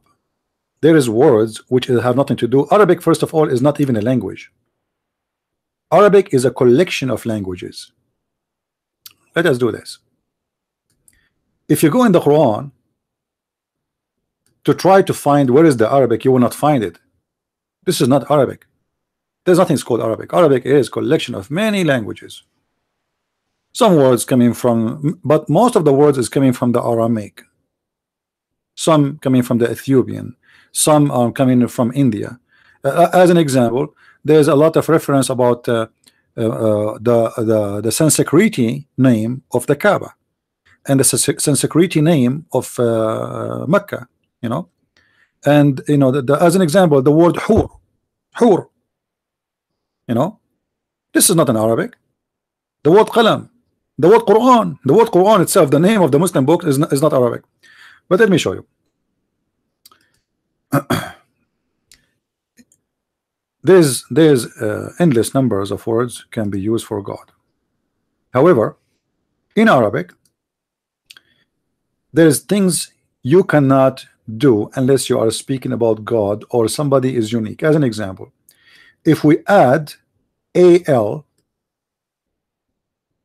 in a front of a name, that will make that name a title. And any name of the names of the God of Islam, you will notice that they start with the AL. Now AL is coming from the Aramaic language, which is AL, which mean God. Okay,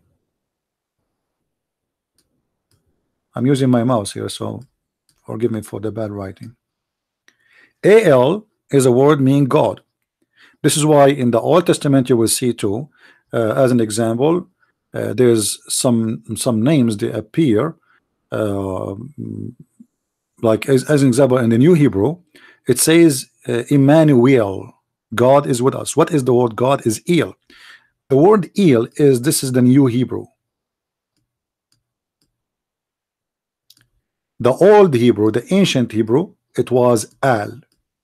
And Al is the same thing is used in the Aramaic. All right. So Al, it is any God. It is just a word. The pagan can use it, the Christian can use it, the Muslims can use it. It's just a generic word for God. All right. Now, the name of the God of Islam is Al-Lah.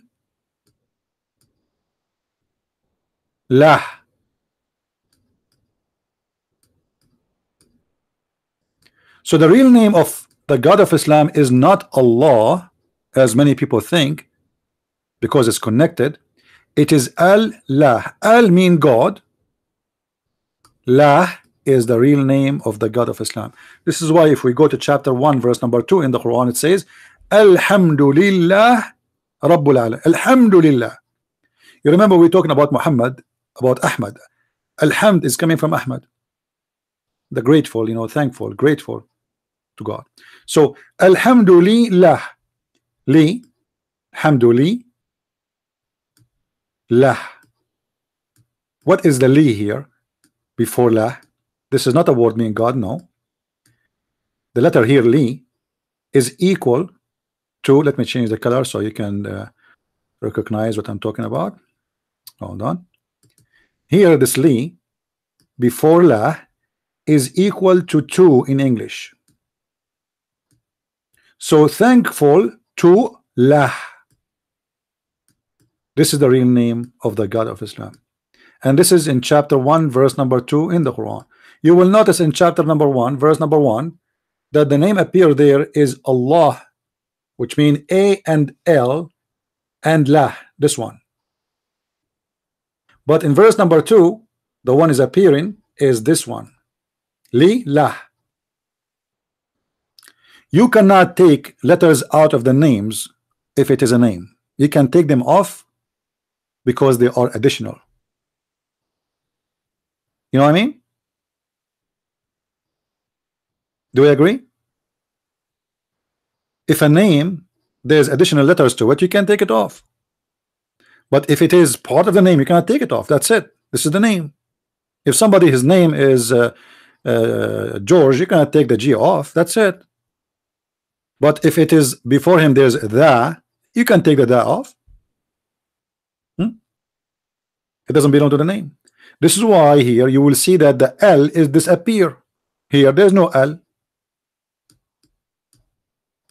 It's not here in the front of this name, but this is the same name, the same God supposedly.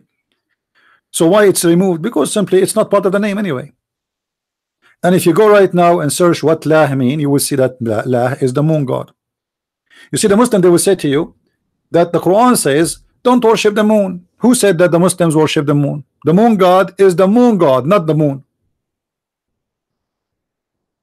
There's a huge difference between worshiping the moon and worshiping the moon god. That is based on their ignorance. This is why you will see, if you remember the chapter was speaking about the chapter of An-Najm.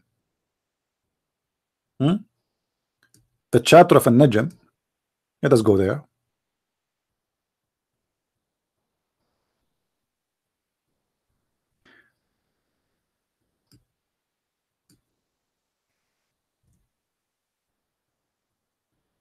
Let's go first for the word Rabb. You see here, it says, Alhamdulillahi Rabbil Alameen. Do you see the word Rabb? Do you see the word Rabb? Have you ever heard the word Rabbi? You know what the word Rabbi, right? What Rabbi mean? Rabbi is a master. The same word is God. Depends on what you meant. So, Rabbi in Arabic is coming from the Aramaic word, which is my God, Rabbi. Here you will see that, here we go, this is Lillah. You see, there's no Allah. What happened? Where is the letter in the front of it? It's not here. Let me show you the two verses. Let us click here. All right, look with me. The one in the top, it has this alif.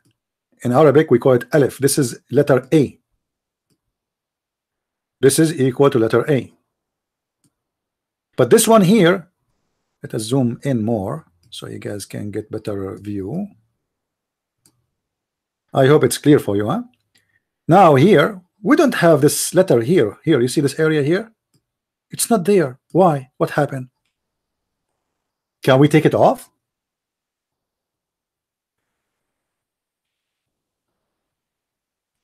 You know what I mean? It's gone. What happened to this letter? Where is gone? If it is part of the name, we cannot take it off. But the reason it's taken off because it's not part of the name. It is something additional. So what is left here? Li lah. Li in Arabic mean two.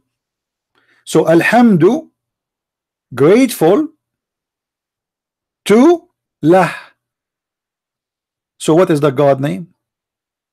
Lah.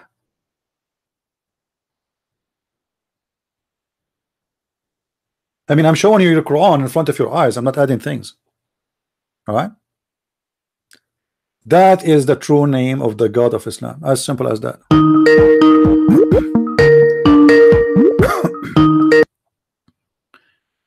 Yes, my friend. It's me. You know what? Hello. If you say to somebody, it's me, how I will know who are you? No, actually, just 5 minutes ago I called you, right? All right, no problem. I'm just joking with you.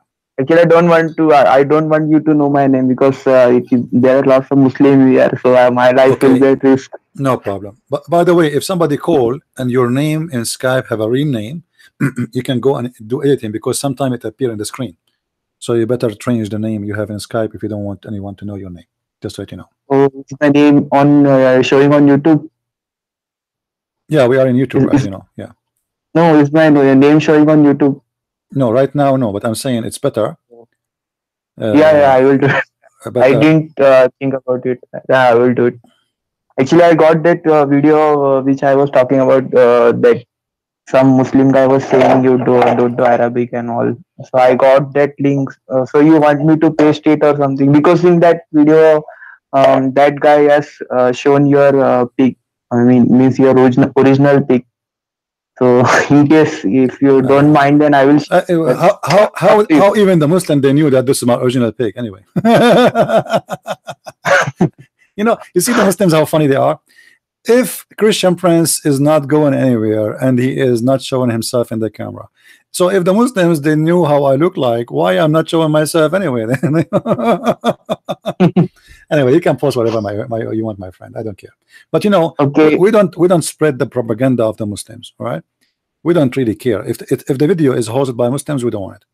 But when a Muslim he says something like this, that Christian Prince is a liar, he have to prove it. Christian Prince is on air almost every day, and the one who is brave, he should show up. Like why as an example, I don't get the opportunity to call Shabir Ali in his show. I called the Dean show many times. No, they will not let me go through. Why? It's very easy to call me. Here we go. You call me. Did I add you? Did I ask you to call me? No. I mean, anyone can call me. I don't know you. Anyone can call me live. Anyone can ask me questions. Anyone can see the truth. But Muslims, because they are scared, they have to find an excuse. When somebody says this guy is lying, okay, call him and show everybody that he's a liar. Very simple. All right. Yeah. That's all you have. No, actually, you asked me to give you the link, so I thought you might be interested in knowing that video. I don't really care for me, but I thought he's talking, if it's just 2 words about Christian Prince, who care? I'm not really interested. Anyway, you can post whatever you wish. You can post whatever you wish, no problem. But you see, no, actually, I don't want to post it because if it's your pic, then your life will be in danger. Oh, my friend, how you know that this is my picture? Don't worry. No, is that guy in the picture good looking? Yeah, that's me. That's me, guys. If it is good looking, because I like to look like good looking. So if it is,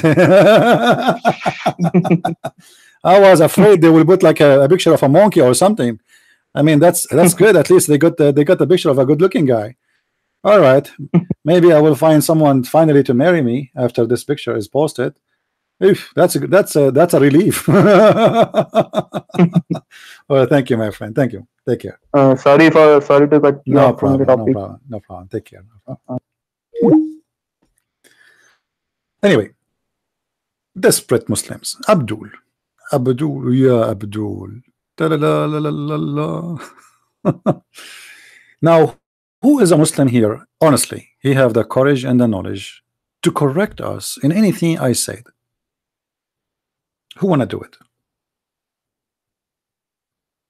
If there is any Muslim, he think he can do it?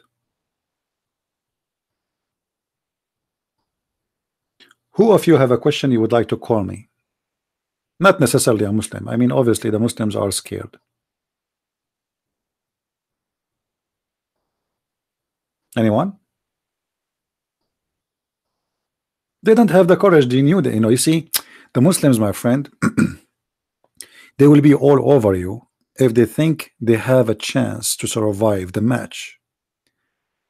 Here, there is no survival here. There's no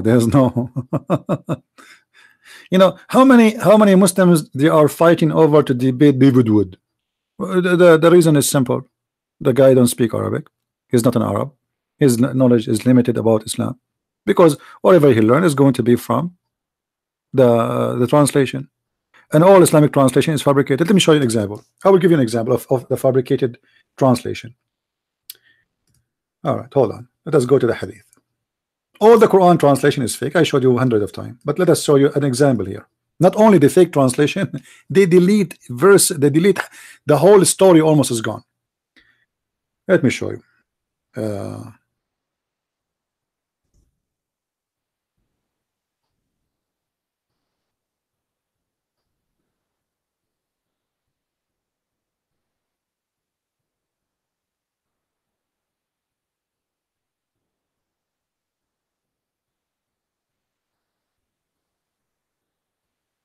Here we go. If you read this hadith here and you don't speak Arabic, anyone here can see or can locate for me the word my daughters? I will give you time to look. Can you find the word my daughters? Anyone can locate the word there?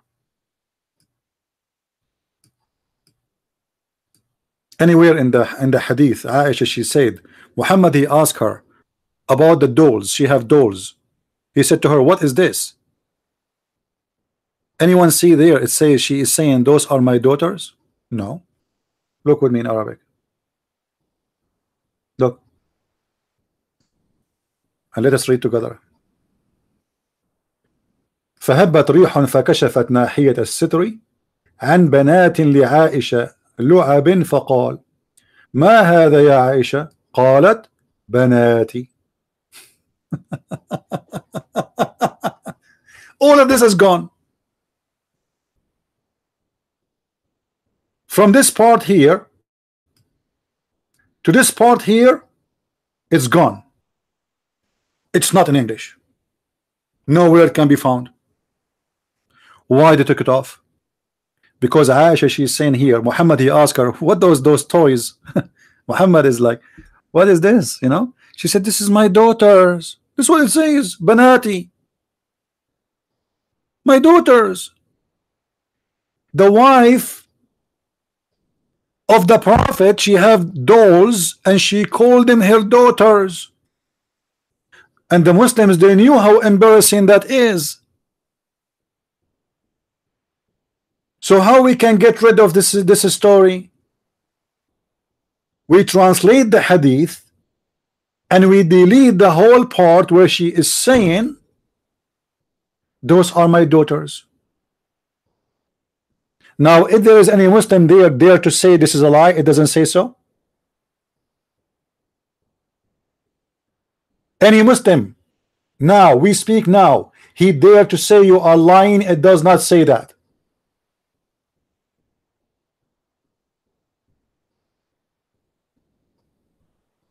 No one.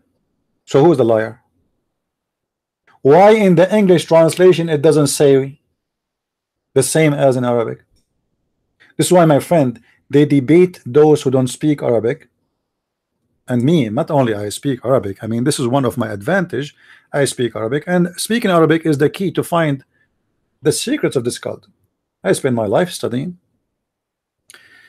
But if you are a person who don't speak Arabic, they knew that your knowledge is limited based on their translation. And the Muslim translation is meant to defend Islam, not to translate. You can go right now to any verse in the Quran, and I challenge any Muslim to show me one verse is translated in accurate way. Just one. Not even one verse has a correct translation.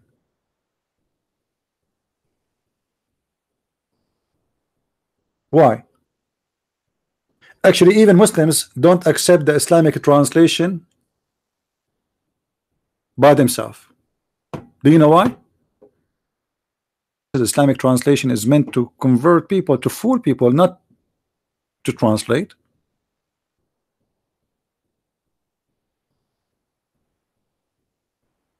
The story here is very embarrassing. A prophet of God, he have a wife, she is playing with dolls. He moved the curtain and he saw the dolls, and he asked the wife, who is a little baby child, what is this? She said to him, my daughters.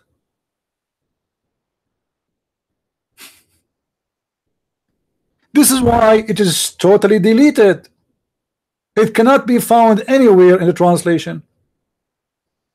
Now, maybe some of you can help me if we can find different translation. Let me show you the hadith number. So maybe some of you can go and look for it. And this is a Sahih hadith. You see? Sunan Abi Dawood, hadith number 4932. Do you see it? And this is the link. See if you can find in different website the correct translation. Maybe we got lucky.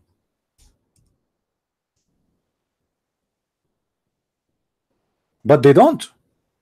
They don't think it's a mistake. It is in purpose. Muslims, they will not be mistaken playing games with the words of their prophet. This is God for them. But in order, it's halal as long they are doing it in order to protect the Islam, the religion.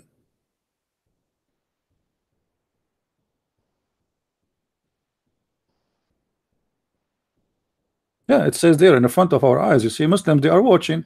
Any Muslim who speak Arabic, he can. If I challenge you, if you are a big scholar or a small scholar, I don't care. This is what it says. She have daughters for her. All right. It says here clearly, and banatin li Aisha lu'abin. They are daughters to Aisha and they are dolls. Not only they are, you see in the translation here it says dolls. It doesn't say that. It says doll daughters to Aisha. When the curtain moved, they saw behind the curtain daughters as dolls belong to Aisha. This part is gone too. It's not there. And then when he asked her what is that, she said again, the word my daughters appear again. She said, when he said to her, what is this? She replied, look what it did here. My dolls. It doesn't say that. It says my daughters.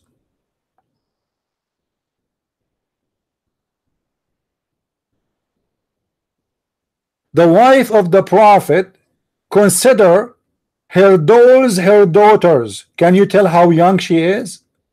Can't you? Imagine you have a wife, and you enter the bedroom, and your wife is playing with dolls, and you ask her, what is this? You say, my daughters. Your wife either you.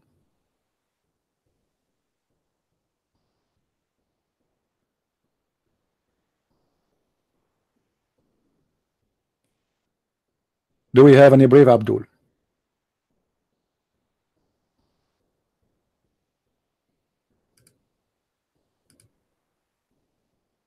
Anyone?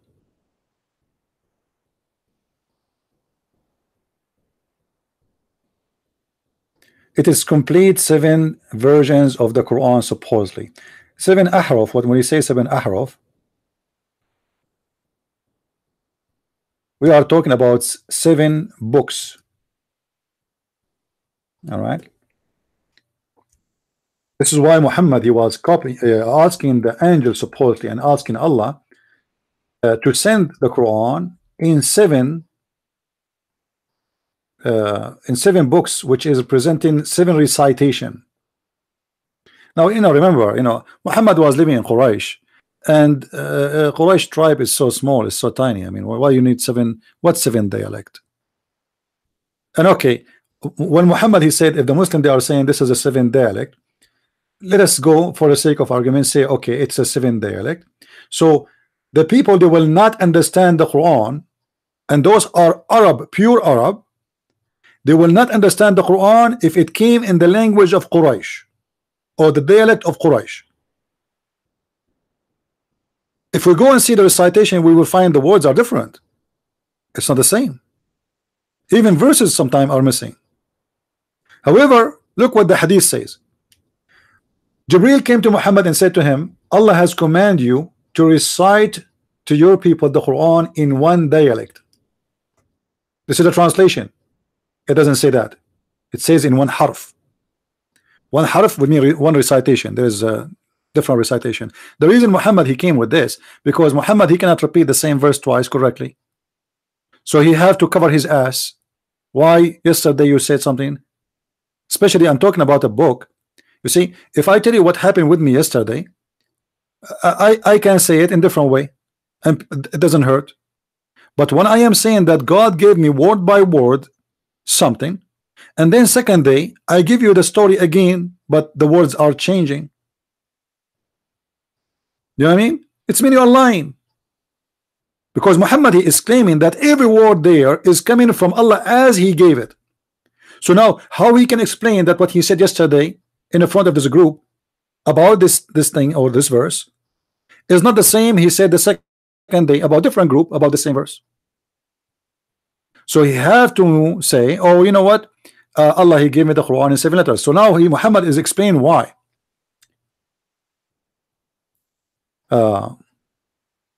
Guys, don't jump from topic to topic. Let's finish one. From terror to Quran to Ahraf, one by one. Upon this said, I ask from Allah burden and forgiveness. My people are not capable of doing it. Okay, hold on.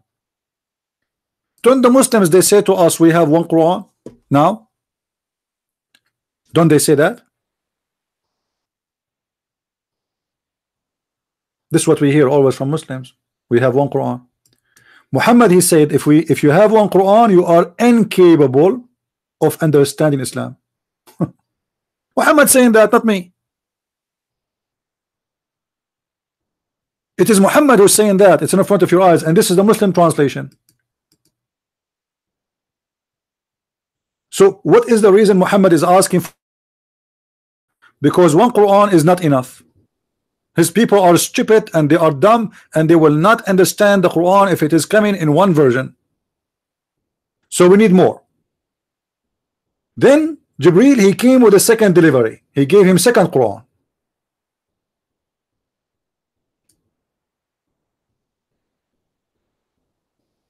And he told him, Allah commanded you now to deliver the Quran in 2 dialects. Okay, Muhammad still isn't happy. He said, well, hello. We cannot do it this way, man. I mean, what kind of God, what kind of prophet we are talking about? Is that a bazaar?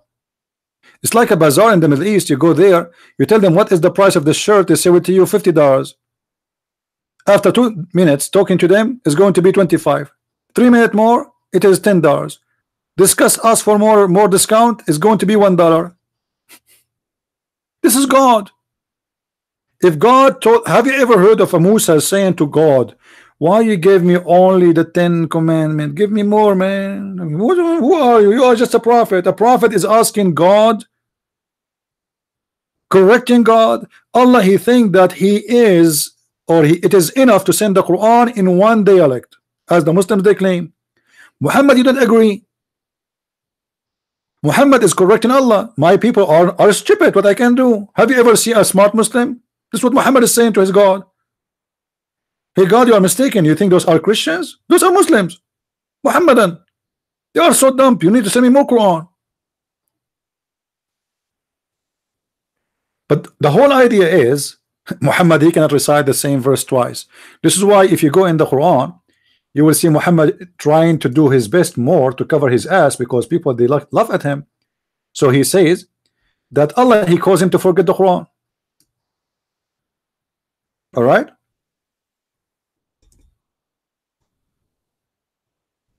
Allah caused him to forget the Quran. Chapter, I mean, I don't know. Look guys, look what I'm getting in the screen as advertising. Look at this. Look at this. I mean, how this is coming to my screen now. Bruh. They knew I'm talking about Islam. Look at this advertising. Do you see it? Unbelievable. They heard. Smart companies, they are spying. The second you are talking about Muhammad, here we go. We have a bra. But Muhammad, his wife don't wear even underwear. What are you talking about? You're wasting your advertising for nothing. So let me close this stupid thing. I know how to close it.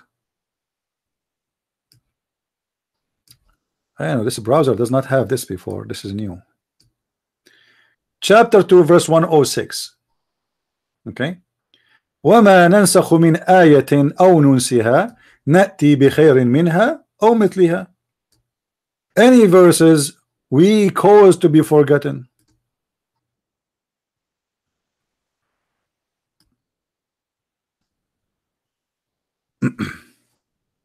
How that can happen? Allah is causing the Quran to be forgotten. Any Abdul? I'm sick of this browser. I'm going to delete it, and I think I was browsing somewhere, and they added something in the you know those. You see, it keep coming those advertising in my face here. Look, I close it, I come again. This is new. I will delete the app and download it again. So Allah will cause Muhammad to forget the Quran, and that is to explain why Muhammad he cannot recite the same verse twice correctly. But doesn't make sense that God he make verses and he send it to you as a messenger, and then he calls you to forget the Quran. Any Muslim don't agree? What is the purpose of sending a verse to a prophet and then cause the prophet to forget the Quran? You Muslim, you say to us that the Quran is preserved.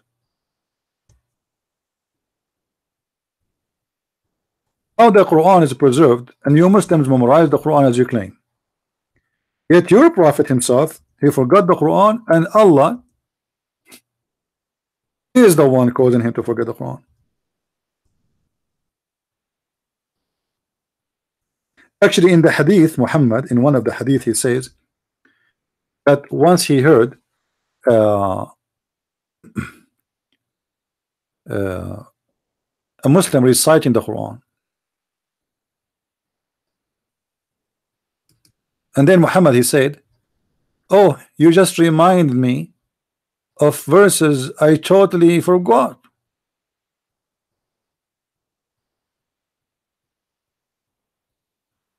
Totally forgot? How this happened?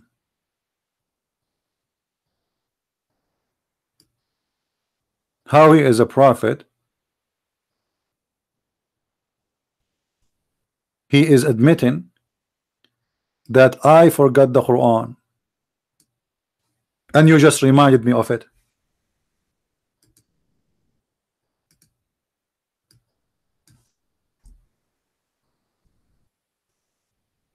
Do you see it?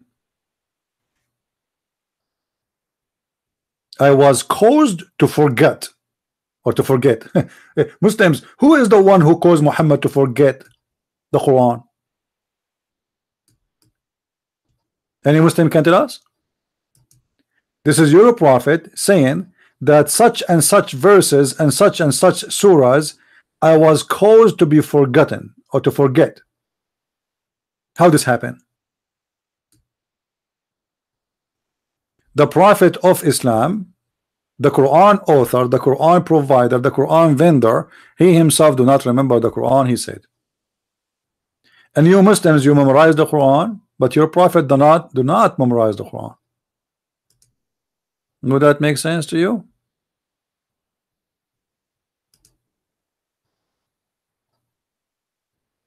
Do we have any hand up in Paltalk? Because I'm using the Macintosh version of it. It doesn't show anything. Any Abdul? Imagine you are married and then your wife she got you busted walking with different women, and you say to her, "Oh, praise be to Allah, the one who made me forget that I'm married to you." What? Huh? What? The prophet he forgot. This is more important than his wives. This is Quran.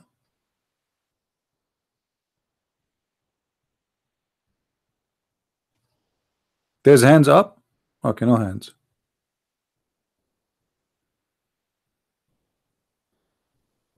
And you know, we Muslims, we don't forget Quran. Your prophet forgot the Quran in front of you. And this is Sahih al-Bukhari. Sahih al-Bukhari. Don't forget, if you are first time subscriber here, to subscribe. I mean, to if you are watching us first time, don't forget to subscribe, because at the end of the month we have a delivery from Allah. We will deliver virgins, and the virgins, they are still wearing the panties which Allah He gave to them in heaven. They have 0 mileage there. Trust me, they are virgins. Now, if you are by mistake delivered some refurbished one, just let it go.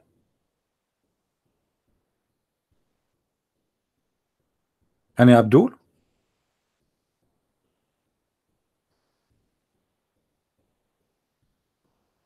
Anyone?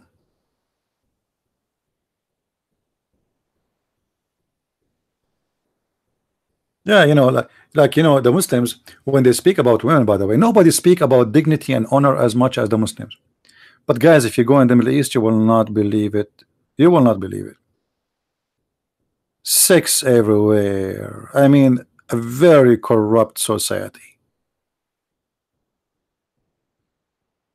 Nobody speak about God as they do. Nobody speak about dignity as they do. The European, they are filthy. American, you know, they have a boyfriend. Discuss. Go and see. Go and see. You will not believe it.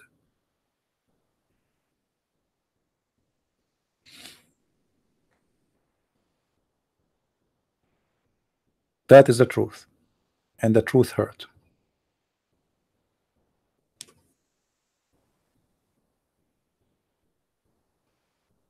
Any Abdul? Who is a Muslim Abdul would like to call me?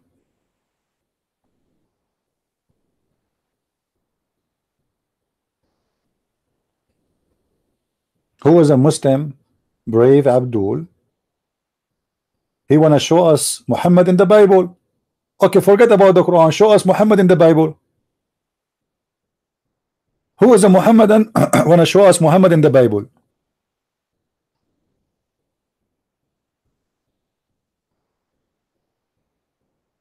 I found Muhammad in the Bible, and even I showed you his picture, and he was very handsome. I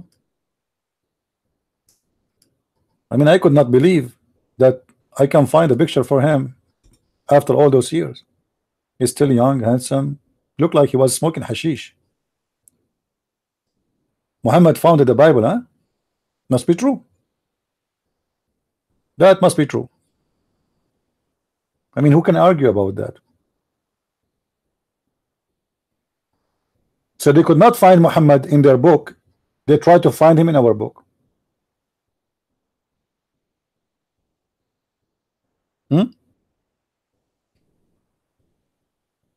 Hello?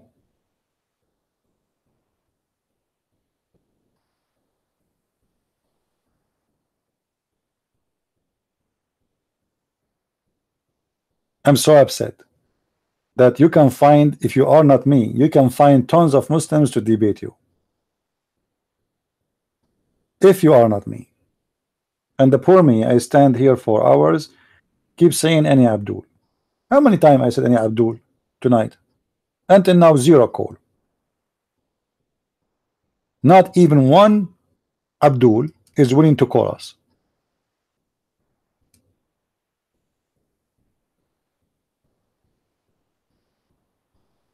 I remind you guys, I will be away starting from the coming week. All right. I will be away for a few weeks, so don't worry about me. Say Christian Prince don't doing life. You know, the Muslims are people of fake news. You know, once when I was serving in the army, in the USA Army, I came back. In the same day I opened Paltalk. Imagine I found a room. It's called Celebrating the Death of a Christian Prince. And the Muslims, they claim that the Mujahideen, they killed me. Allahu Akbar. It was funny that the same day I came back, they were celebrating. I went to Paltalk co-admin. You know, they have like employees, co-admins. And I told him, there's a room open with my name. It says celebrate the death of Christian Prince. Please close it. So the smart genius admin in Paltalk, he said to me, so are you saying you are alive? I mean, this guy must be Muhammadan. I mean, super intelligence. I said, hello? Are you saying So are you saying to me you are alive? I mean, that's something. I feel sorry for him if he's married. Imagine you have a husband like that. I said, I don't know. You think? What do you think?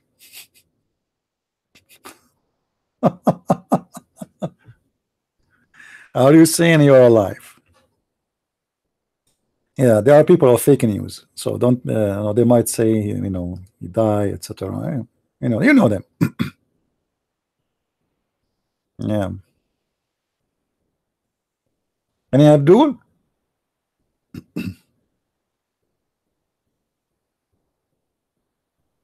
Where I'm going to visit almost 3 countries. I can't tell you where exactly, sorry. But it's a long trip. And I will do my best to post videos when I am there. However, I have videos already, they are ready to go. So you will receive videos from me when I am there. But I will try even to do, maybe I can, I don't know. Live broadcast, depend on the internet speed, we will see. All right. You want to visit me? I will be renting in hotels, spending a lot of money. Poor me. One of you asked me last time. He said when you went to this seminar, you must enjoy a good food there. The fact, and I don't know if the ones who they invited me, they are listening. I did not even allow them to buy me food. I went to McDonald's. I did not even drink the water in the hotel. It's a Marriott hotel, and there's like a little paper in it. It says $5, $4.90 something. Imagine, for every bottle of water, it's $5. So I did not even touch that because I don't want the church, because I'm invited and their guest, and whatever I order is going to be on them. I did not even touch the water in the room. I went downstairs. I went to McDonald's. I bought some water, and that's it. I'm not that kind, my friend. I'm not there for a fancy trip. And actually, I told them you do not need because when they told me it's in a Marriott hotel, I told them I don't know why you are reserving for me. I said, we are not reserving for you, really. It's our occasion is there, so we have a big reservation for everybody there, and the room will be there if you are there or not. Yeah. So I am not interested. And actually, I don't enjoy those fancy restaurants. They put for you little tiny piece of food and suppose this is the dish. I remember once I ate in one of those restaurants, and I told the girl, I said, where is the food? Is that the cookies, or what is it? What, this is like the taste of food? Are you serving your food in the ashtray? I mean, this is not a food. I will go bankrupt before I feel I get full. So go to McDonald's. It's for like $6, $8, $10 maximum. You can be full. Who need those restaurants? And I don't like really restaurants. I like to eat and cook at home. But if I am in trip, it doesn't matter. McDonald's is fine. Whatever the Lord He provide us is a blessing. Right? Anyway, do we have any Abdul?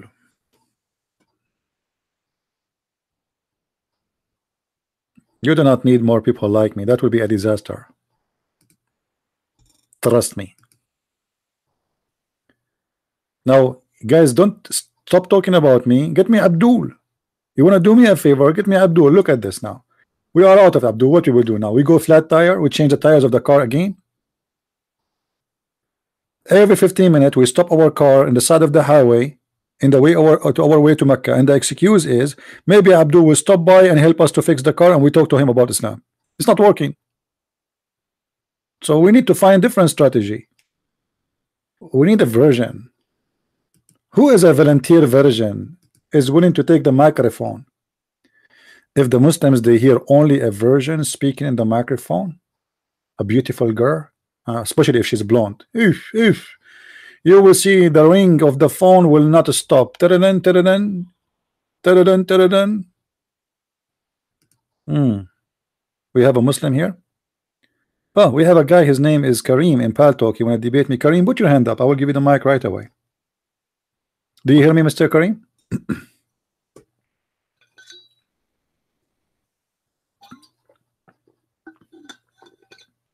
Guys, is Kareem hand in Paltalk is up? You are scared. So what I will do now? Take a medication. Kareem is a Muslim. You want to debate me, but he's scared. What I should do? I know what I can do.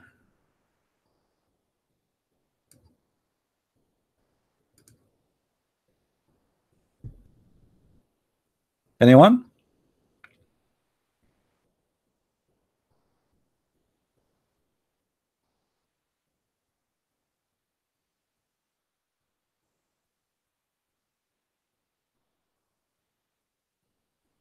No, maybe he's joking. Maybe he's brave, but he is just joking, saying he's scared. I don't think he's scared.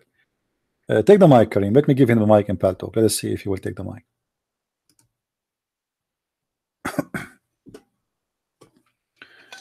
I'll release the mic in Paltalk. Maybe he will take it. Let us see.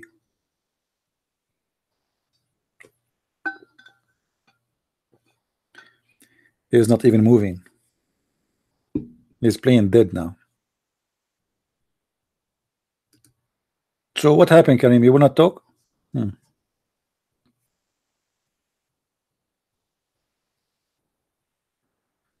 All right.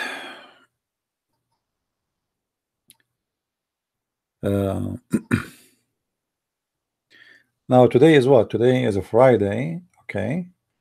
Yeah, we have a few days to go. Still, I'm not here. I mean, I'm just reminding you from now, so nobody will be. You will receive a video from me every Wednesday at 4:30 p.m. And I will try to get you a video every Monday too. But a Wednesday for sure you will receive it every 4:30. Like you will have at least maybe 2 videos or 3 videos a week.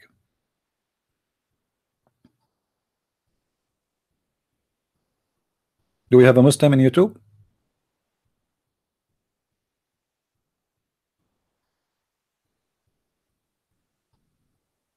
Yeah, I will not let you without videos.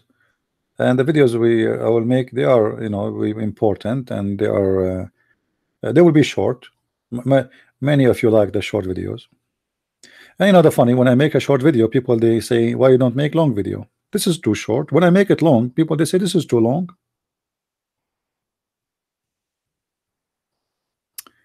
It's hard to make a human being happy. And Abdul wanna call me?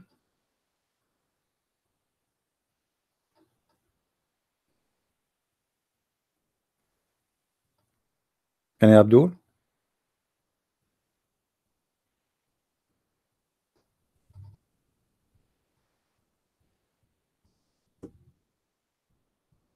So my advice for people here, if you know any Muslim he would like to debate us, please feel free. Tell him there's a guy, his name is a Christian Prince, and he keeps saying who wanna debate me, and nobody debating him. So ask them, challenging them, and let us see if they are. And you know, open topic here. We do not need to organize for it and prepare for a topic. You ask me whatever you wish. I ask you whatever I wish. Easy. People who know their God, they do not need to prepare for anything. Only fake scholars or fake believers, they need to prepare for a year or 2 months or 3 months. Why? Because they go and print like 100 pages from the internet about a topic, and then there's no debate. He throw questions at me, I throw questions at him, and both of us we are copying from the internet questions. It's not even made by us. No need for preparing for a topic. Call me.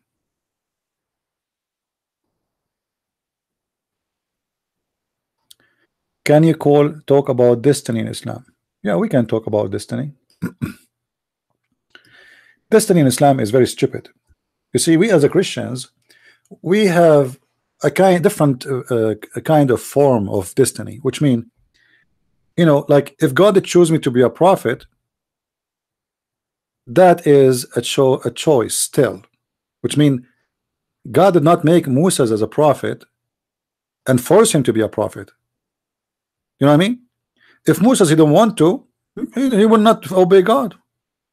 Correct? We have the freedom to disobey God. I can disobey God right now. I can disobey God 100 times a day, 1,000,000 times a day. Muslims believe in different story.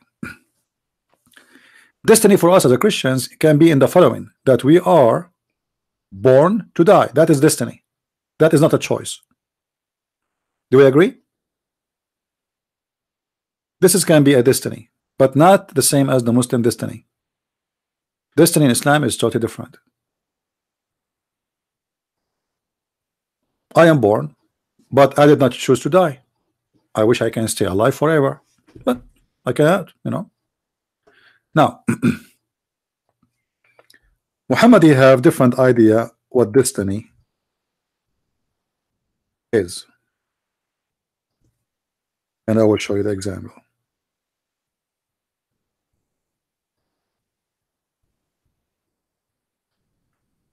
There was a funeral of a child who is an infant.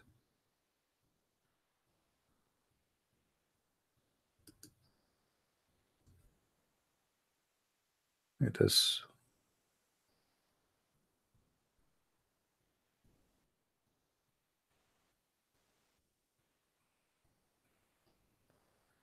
Muhammad and Aisha, they attend the funeral of a Muslim baby infant who died. And this infant baby, he did not reach the age of committing sin. He is a baby, you know. And look what the story in front of us saying. Aisha, the mother of the believers, said that Allah, the messenger of etc., was called to lead a funeral prayer. So this is a funeral prayer for a child who died.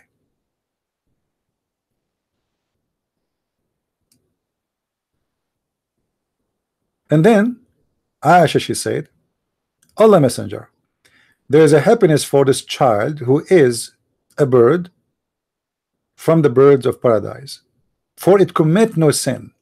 So why Aisha she think this child will go to heaven? He did not reach the age, you know, he's a child, baby. Nor he has even reached the age when one can commit sin.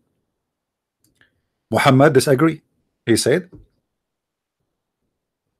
"O Aisha, peradventure, it may be the otherwise," which means he might go to hell. But how he will go to hell? He is a child of a Muslim family, believers. He did not commit sin. He never reached the age of committing sin. So how he will go to hell?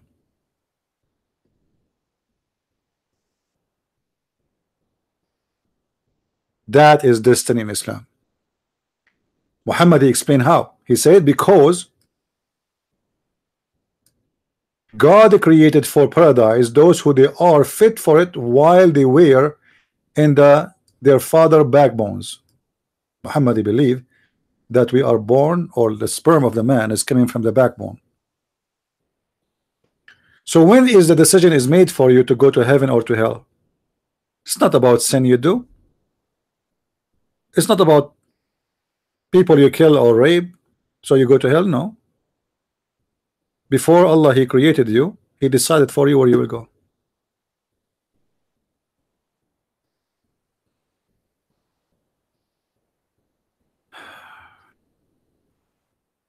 Any Abdul? That is the destiny of Islam. So we don't believe in such a destiny. We as a Christian, if we believe in destiny, is going to be different. It's going to be like, you know, everybody will die. Okay.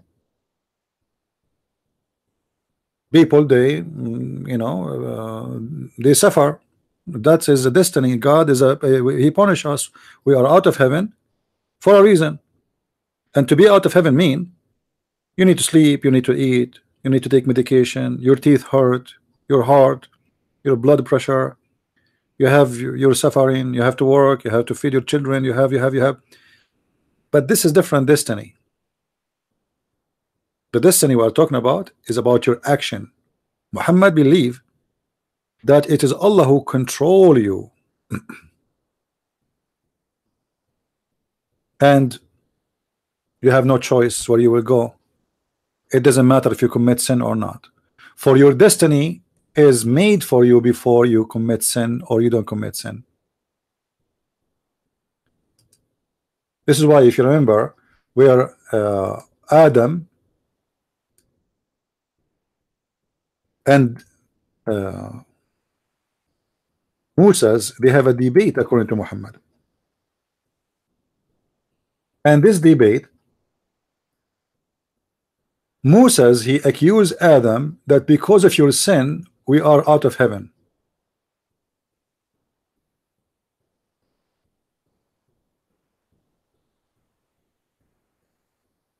And Muhammad, he report for us the debate, and he said the following. Read with me carefully. The Prophet said Adam and Moses argued with each other. Moses said to Adam, "O Adam, you are our father who disappointed us and turned us out of paradise." Then Adam said to him, "O Moses, Allah favored you with his talk, and which means talk to you directly, and he wrote for you the Torah in your hand, in his hand.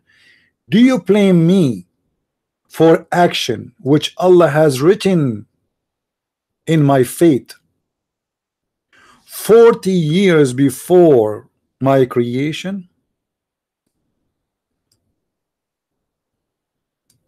And look what Muhammad here continues saying, which is very important. So Adam refuted Moses. So Adam was right, Moses was wrong. Muhammad is taking the side of the statement of Adam. And what is the statement of Adam? You can't blame me for the sin I did. This is my fate. It's written for me 40 years before my creation. And here we need to ask ourselves how stupid this religion is. If Muhammad agreeing that Adam, his sin written by Allah, it's not Adam's sin. This is the sin of Allah. It is Allah who decides for Adam to commit sin. Then how in the world do you punish him for his sin if this is not a choice?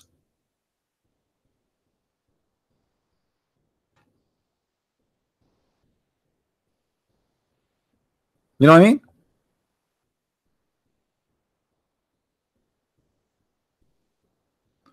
Someone, his hand is up in Paltalk. Okay, let's see. I hope you guys, because last time we gave the mic to somebody in Paltalk, you could not hear him. I'm not sure why. Let us see. Let's give it a try. Take the mic, the person in Paltalk.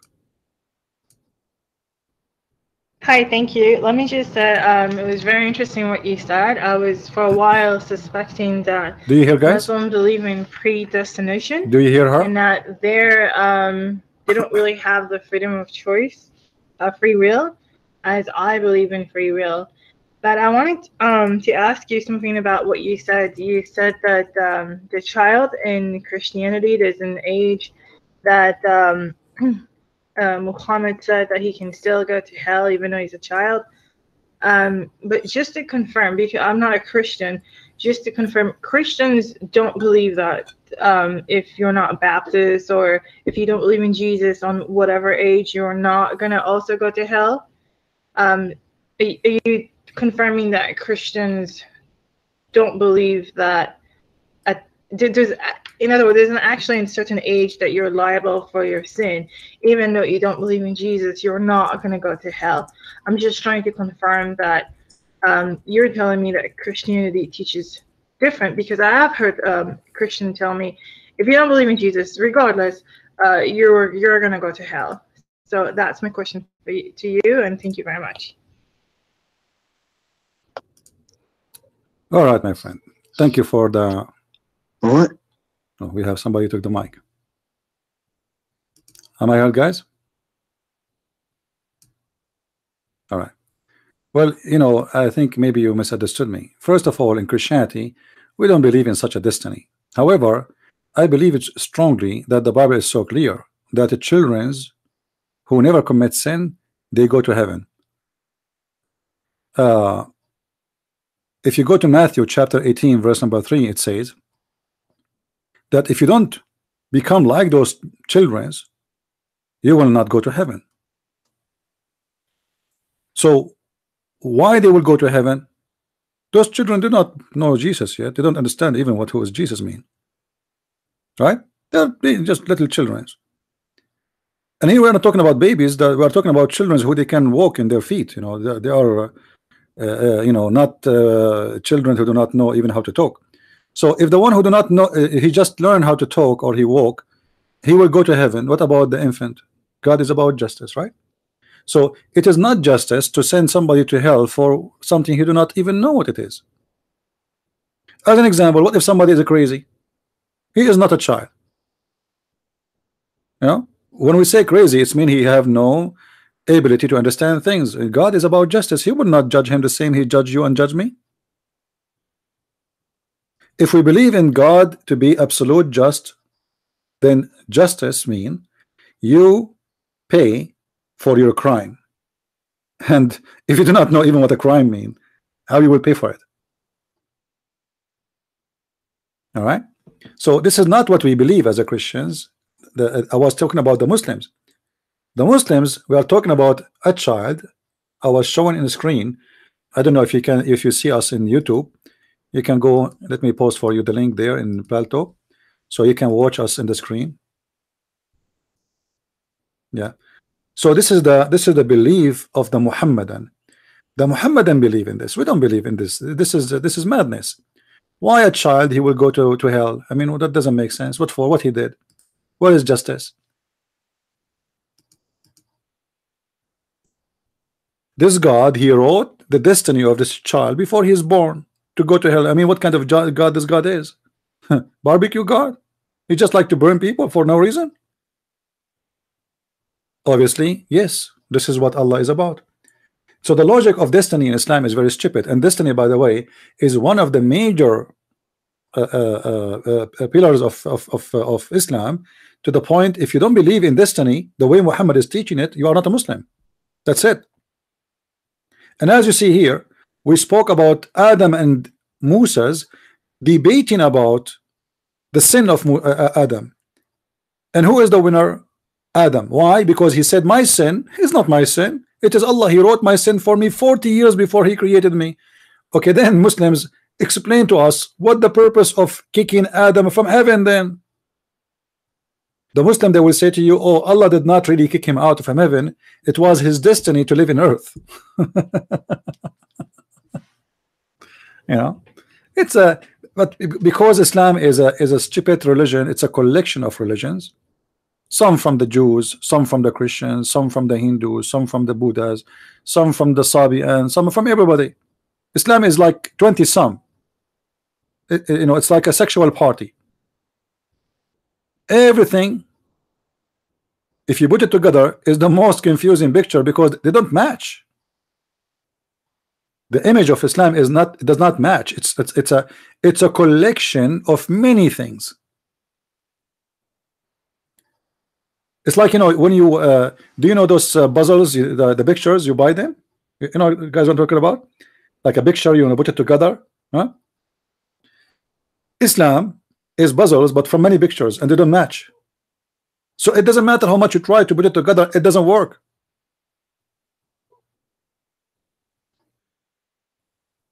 As an example,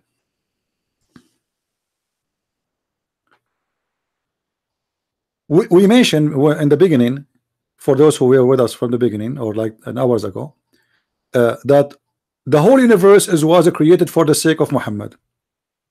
And Adam himself, when he commits sin, he asked Allah for forgiveness.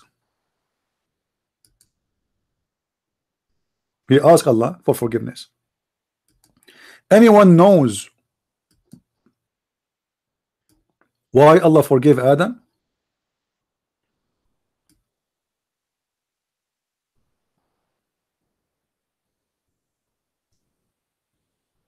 Who knows? فَتَلَقَّى آدَمُ مِنْ رَبِّهِ كَلِمَاتٍ فَتَابَ عَلَيْهِ إِنَّهُ هُوَ التَّوَّابُ الرَّحِيمُ. Chapter 2, verse number 37. Okay.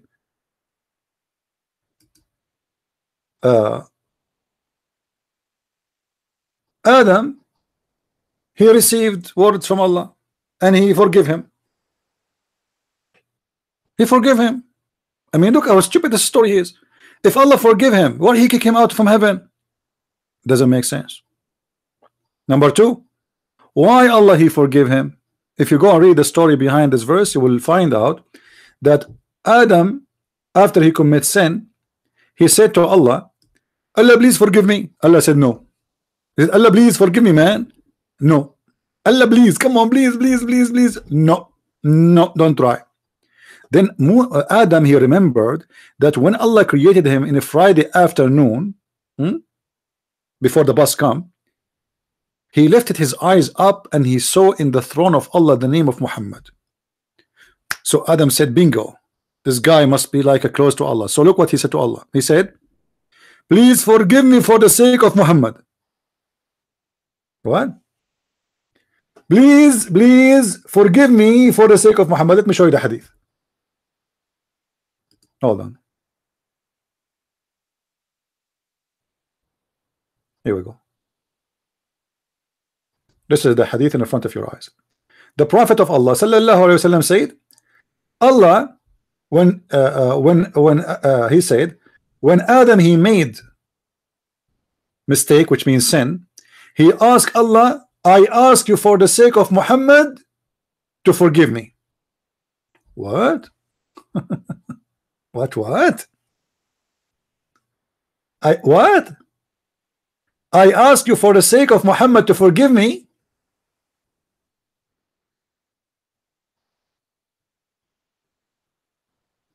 And then look what happened. Allah said, oh Adam, what Adam, what you said? What? How do you recognize Muhammad? Look guys, Allah was astonished. How Adam he knew Muhammad? Look what he said to him. Allah said to Adam, how do you recognize Muhammad when I have not created him yet? Like Allah was going to go crazy, man. I mean, this Adam must be God too. He know about Muhammad is not created yet. Look what Adam he said to him. I wish Adam did not answer, because that will make Allah go crazy for the rest of his life. So how you recognize Muhammad when I have not created him yet? Adam said, oh Allah, when you created me and blew into my spirit, I lifted my head and I saw written on the arsh, which means the throne of Allah, there is no prophet but Muhammad, and there is no messenger, there is no God but Allah, and there is no messenger but Muhammad.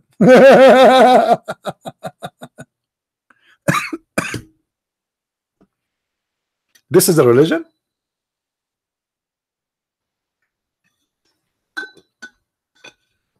This is really a religion. Hey, answering. How are you, my friend? Call me in Skype. We are in YouTube. Call me in Skype so everybody can hear you. You want to use Skype or you want to take it home here? All right. We have a brother answering Islam. He just joined the chat room there. I mean, what is that? That's madness. That's the most crazy, stupid religion. Adam was forgiven. Why you need to forgive him if the sin, we just showed you the hadith says that Allah he wrote the sin of Adam 40 years before his creation. I mean, why I want to ask for forgiveness? It's not my sin. It's Allah who wrote my sin for me before he created me.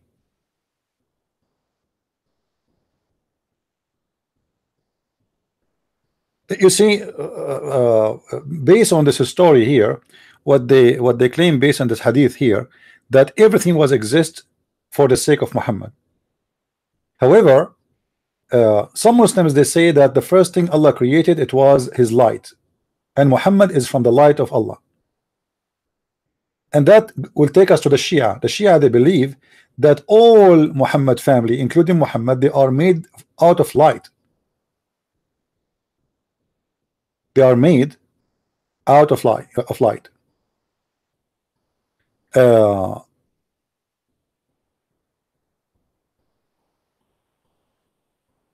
Shia are Jews? No. Shia, they hate the Jews to death. The Shia, they love to kill every Jew in the world. Yeah, but because they hate them, you know, this is why they call them Jews, because they hate them the same as they hate the Jews. You know, this is a religion, this is a cult of hate. They hate the Jews to death. Yeah, this is why they call me Jews too. Do you know? They accuse me that I am paid by the Mossad, and I wonder where's the money.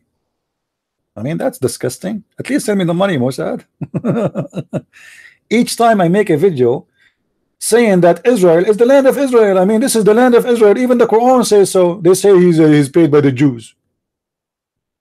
The second you say the truth, it is the same second they accuse you to be a Jew.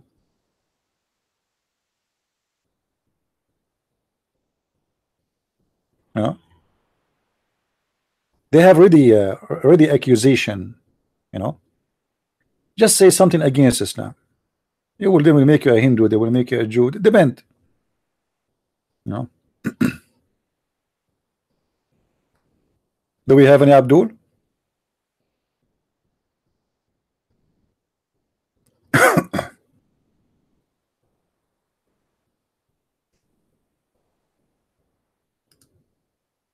I hope a brother answering Islam will call us so he can give me a break so I can go and make some tea.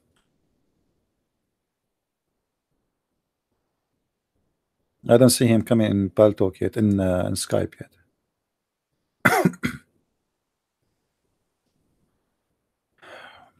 Do we have any Muslim?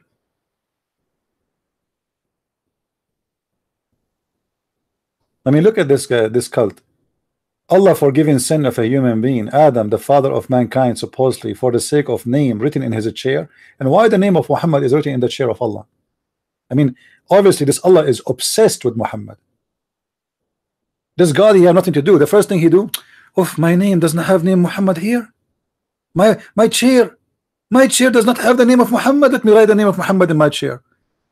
I mean, look at this, guys. Let us say you are a father and you have a child which you love very much. Are you going to write his name in your chair all over? I mean, what's wrong with that? The name of Muhammad is written on the chair of Allah. Why? What the problem? Why? Allah will feel imbalance if the name of Muhammad is not there. Huh? The chair of Allah will not look beautiful. He needed the name of an Arabian boy to be written. This is God the Almighty, the one who created the heaven and the earth and blah blah blah blah, and then he need the name of Muhammad in his chair. And everything in the world is created for the sake of Muhammad. I mean, come on, face it. Look at this hadith here. Allah revealed to Prophet Isa. This is now Isa. Huh? Allah spoke to Isa. Suppose this is Jesus. Alayhi salam said, "O Isa, have faith." Allah saying to Isa, have faith?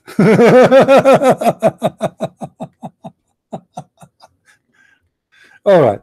Have faith on who? In Muhammad. If.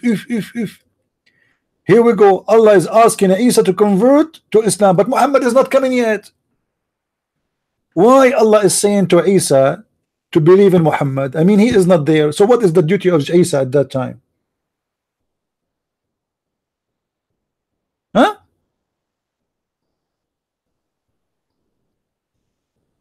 To believe in Muhammad? Who is Muhammad? Is God? What do you mean to believe in Muhammad? God supposedly should be worried about people not believing in him, because that will lead them to hell. But he's saying to him, "Oh Isa, believe in Muhammad." Look like Allah was doing da'wah. Allah was doing street corner da'wah for Isa. So he saw Isa there, Jesus supposedly, and Allah in the corner. He was a corner speaker. He said, "Hey Isa, you better believe in Allah. Sorry, you better believe in Muhammad." So Isa said to Allah, "Who is Muhammad?" He said, "This is the guy I'm going to create long after you, like 600 years from now." And then Isa will say to him, "Okay, Allah, why I want to believe in someone who does not even exist yet?" Oh, you better believe from now. Like, don't you never heard of a prepaid belief?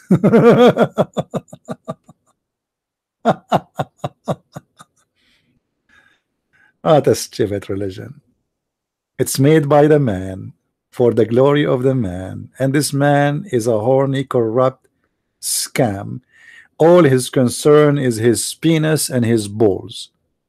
Yet they claim that he is the most honorable man. And we challenge any Muslim to prove us wrong, that this is who is your prophet. Any Muslim.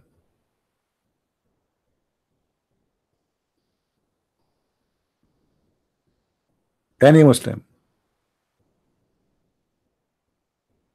Any half Muslim. What happened to Answer Islam? Answer Islam, are you there? Is he still in the room? Or he left? I mean the chat room. Looked like he left. He's supposed to call me in Skype. What happened?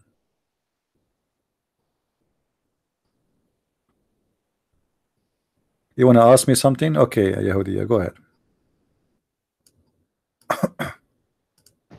Thank you. So I'm confused. Why do they think that Allah is gonna punish us for not being Muslim, for not accepting Muhammad, which is basically what it is, because we believe in God and the prophets. It's only Muhammad that we don't believe in. Why would Allah punish us if we don't have a choice? If we were, this is our destiny, this is our fate by Allah. How does that make sense that he would punish us? That's what I don't understand. And it's your mic. Thank you. That's exactly the correct question. What kind of religion? The same as that little child. Don't you see a Muslim? He's a child. You know, a baby child who is a Muslim from a Muslim family. Still, he will go to hell. So now nothing makes sense there. Because this guy is a stupid, he says stupid things. You know, if you ever met a person, he is just wearing a tie, putting glasses, you might think he is a guy who's a professor in a big university, as long as he don't open his mouth. You know what I mean? We can bring a guy from the mental hospital and put glasses in his eyes, give him a nice Samsonite in his hand, make him wear a nice expensive suit. You will think he is a scientist in NASA, as long as he don't talk. The second he start talking is the same second he start doing poo-poo. And that is exactly who is Muhammad. This is a poo-poo guy.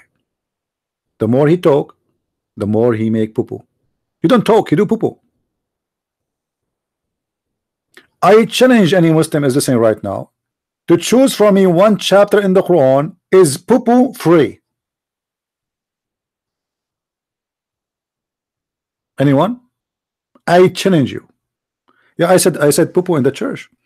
You see, you know, guys, once I was doing a seminar, and the minister of the church, he wanted to introduce me, and he want to make it easy on them, because later those guys, they will see that this guy is different. So he starts saying to them, you know, Christian Prince is not, like the kind of person we used to people see. Like, he's trying to make it, it's like there's a bomb is going to explain, you know what I mean? He's trying to prepare what's coming. Anyway, so when I was doing my presentation, I said to them, I was showing to them something in school like this, you know. I said, this is poo-poo. People in the church, it's a huge church. They start looking at each other saying, what he said? What is it? I said poo-poo, poo-poo, poo-poo, poo-poo, you know, poop. And then this is the first time. And the church ministers, the elders, they were looking at the crowd and see their reaction, you know. They never have this before. Like, come on, you're in the church, right? So, and then I showed them the second hadith, and I said, this is poo-poo. And then I showed them the third hadith, and I said, this is what everybody in the church, he said, poo-poo.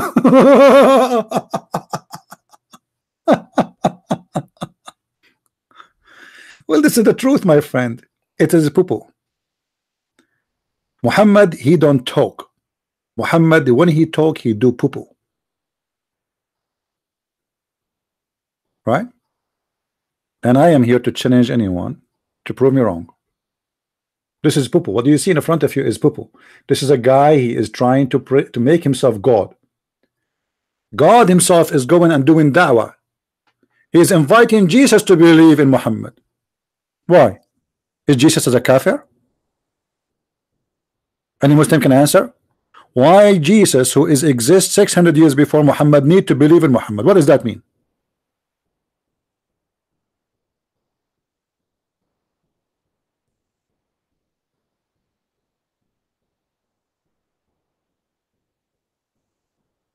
Any Abdul?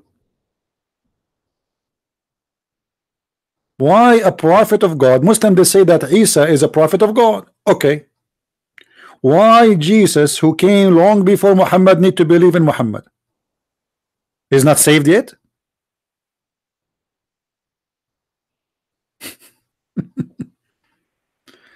That is Pupu, my friend.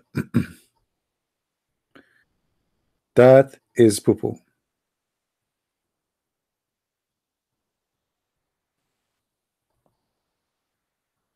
You know,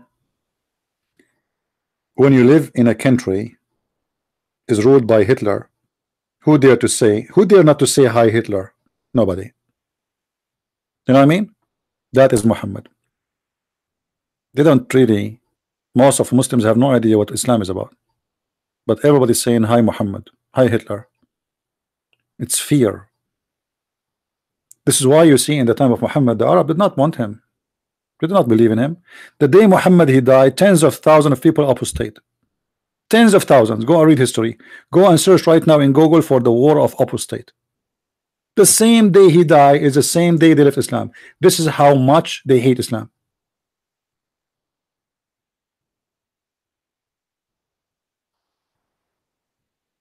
It is fear, bloodshed, killing, terrorism. Do you see? You are living in the West and they are trying to terrify you. So imagine about the poor Muslims who live in the Middle East under their command. You know what I mean? You live in your country and supposed to you have your army, you have your police, you have your system. It's not controlled by Muslims, and still they are trying their best to terrify you.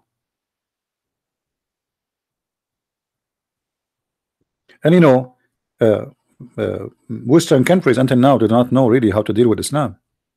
Even in Israel, you know, the Israeli government is the most stupid government ever. They are very kind, very stupid. You cannot be kind with terrorists. Until now, they are the one who give them electricity. Until now, they are the one who they provide them with everything. You believe it? Until now, imagine there's a guy who shot and killed 7 little girls who they are children going to school, Jordanian soldier. And what the stupid government of Israel did, they put him in jail for 20 years and let him go.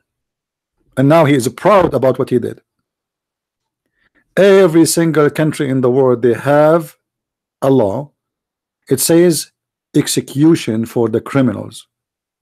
7 children, he killed them, he slaughtered them, and you let him go, you stupid idiot.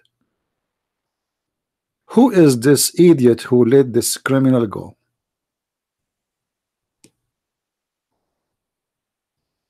That's why I say Israel need to be changed. You need a revolution there, otherwise you will not survive it. You see, in the time where you need a real leader, if you cannot find him, you better create one. Until now, you don't have a real one. Too soft to stand for such kind of people. Finally, the Israeli parliament, they agree to do execution for terrorists. Finally. I mean, come on. Do you need to wait more 100 years from now? And the European Union, they are upset from that law. I mean, who care? Get upset as much as you want. European Union is the last one to correct you, my friend. Go and see how much they screwed themselves.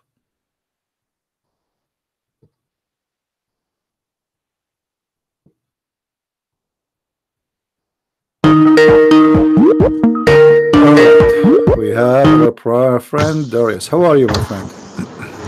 Hey, how you doing, CP? I'm all right. How is the cold with you?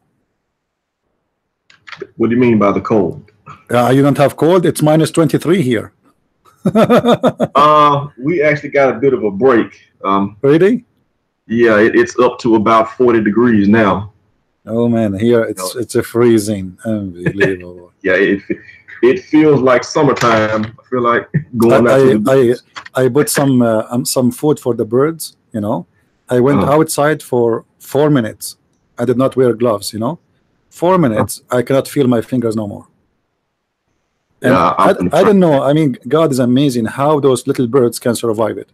You know, I bought some food for them, and they were coming from everywhere. But imagine how weak we are, and the birds how they are stronger than us. Little tiny bird is standing in the branch of the tree, and I am the man. I cannot feel my fingers no more. 4 minutes only outside. Anyway. Yeah, well, see, God gives us what we need. See, right. The birds, they have fur, but they're bird brained. Yeah, see, you on the other hand know better. So when you went outside with no gloves on, you wanted your fingers to freeze. Right. You made the wrong decision. So what do you want to share with us, my friend? A couple of things. To back up a bit, a while ago you asked the question, how many times do I say any Abdul? Are you counting? No, lost count. You say that more than you say, are you sure? Are you sure? You say any Abdul a whole lot, an awful lot. Did you watch the video of this guy? He called the Titan something, Titan TV. He called me like 2 weeks ago. I don't know if you saw it. This guy, he was saying, I love to listen to Christian Prince, especially when he say Alu. I think I missed that part. I remember something about a guy from Titans TV. Yeah, he's like he's speaking about it. The video is called Christian Prince Gazmi. I don't know what I mean. Anyway, so I listened to it and he was funny. He was talking about what he liked about me, especially when I say Alu. Okay. Yeah. Let's see. Well, okay. I see the people in PAL saying that they can't hear me. They only hear you.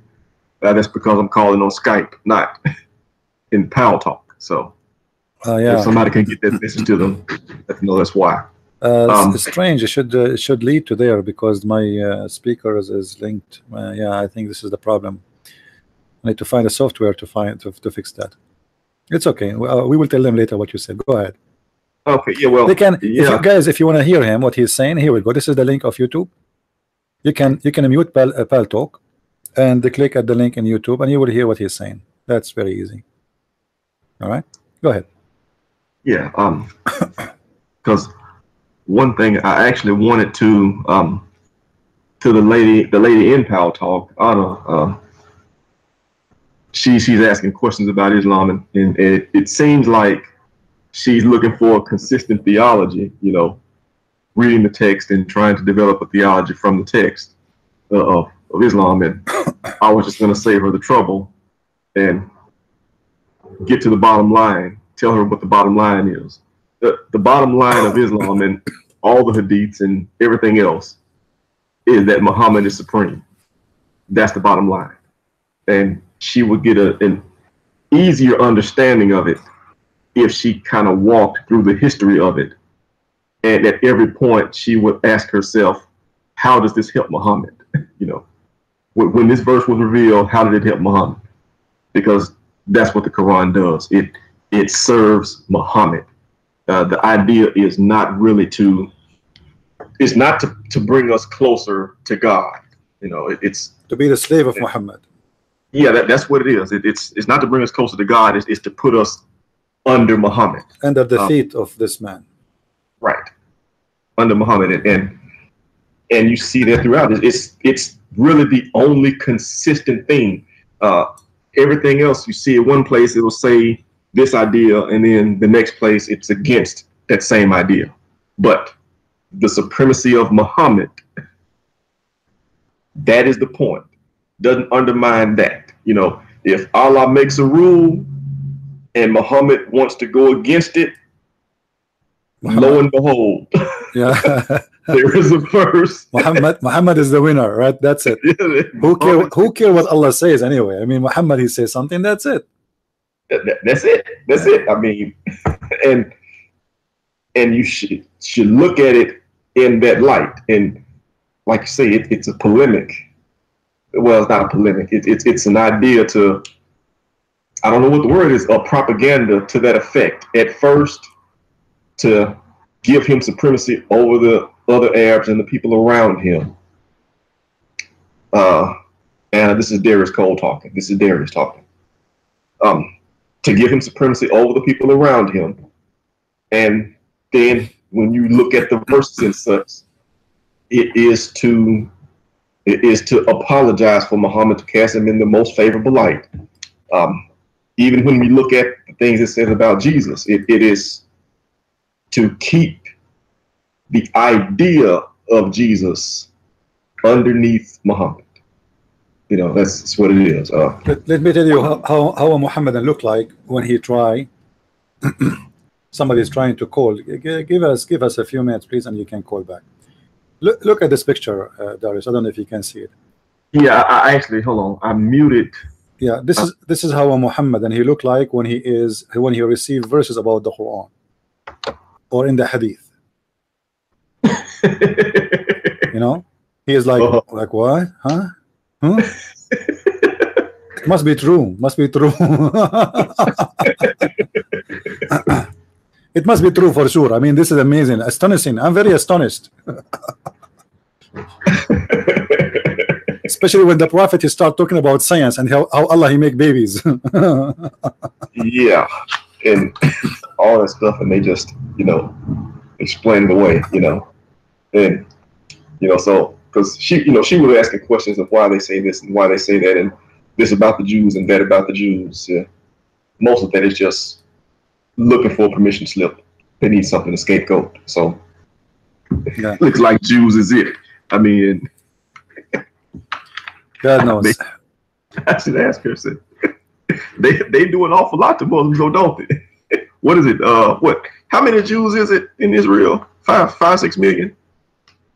Yeah, but you know the problem is those Jews. You see, the Jews are winning, brother, because the genies are fighting with them. Because they did everything. I can show you. There's videos on YouTube. This is serious. This is 2017. You know, the Muslims believe, as an example, why the Assad in Syria, he did defeat them in Aleppo, as an example. They claim that he came and he called for the help of the genie.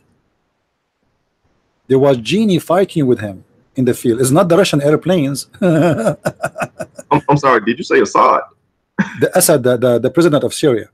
Why he won? Like, not because he is destroying them all over, you know.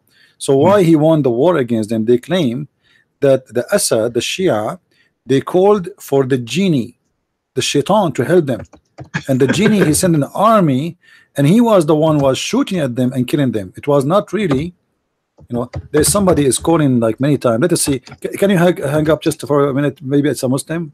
I don't want to waste the chance for Abdul. No sweat. No sweat. Yeah, the guy who is sending many messages, you can call now. You know, this guy is sending many messages. I don't know. Call me. The one who is sending messages, trying to call. Go ahead. There we go. We made him hang up for you because he kept calling non-stop. Are you there? Now, don't tell me now you will not call no more. We made our brother here hang up. Hello? No call? Okay. Yeah, we are waiting. Give him some time. Maybe there is some delay. The Muslims, they are people who live in fictions and stupidity. And then they blame anyone for things they cannot accomplish. Like why there is a comedy, an Arabic comedy about a guy, he is not able to have sex with his wife, and they in the comedy they ask him why you are not able. He said, how I can do that and the Israeli are taking Palestine.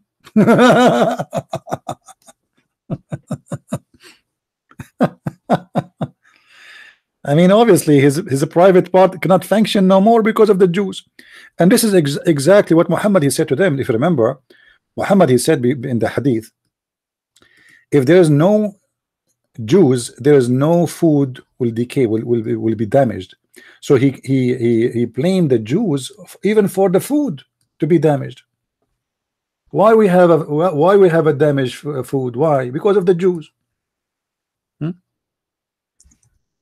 Look at this. Do you see it? The Prophet said, but for the Israelis, meat would not decay. So why the meat decay? Why the meat damage? Right? Because of the Jews. This is not something something new. They inherited it from the madman Muhammad, who hate the Jews to death because they expose him. They did not accept him as a prophet, and he revenged from them by killing them, raping their women, chopping the heads of their men, taking their children as sex slaves.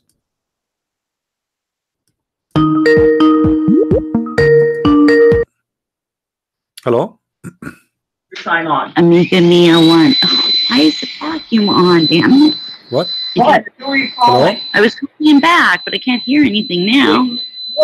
Who is calling? How can I help you? Hello? Yes, how I can help you? Oh, I didn't hear you. I'm sorry. It's all right. I have some questions. No problem. Go ahead. You are live on YouTube, as you know. Everybody hear you.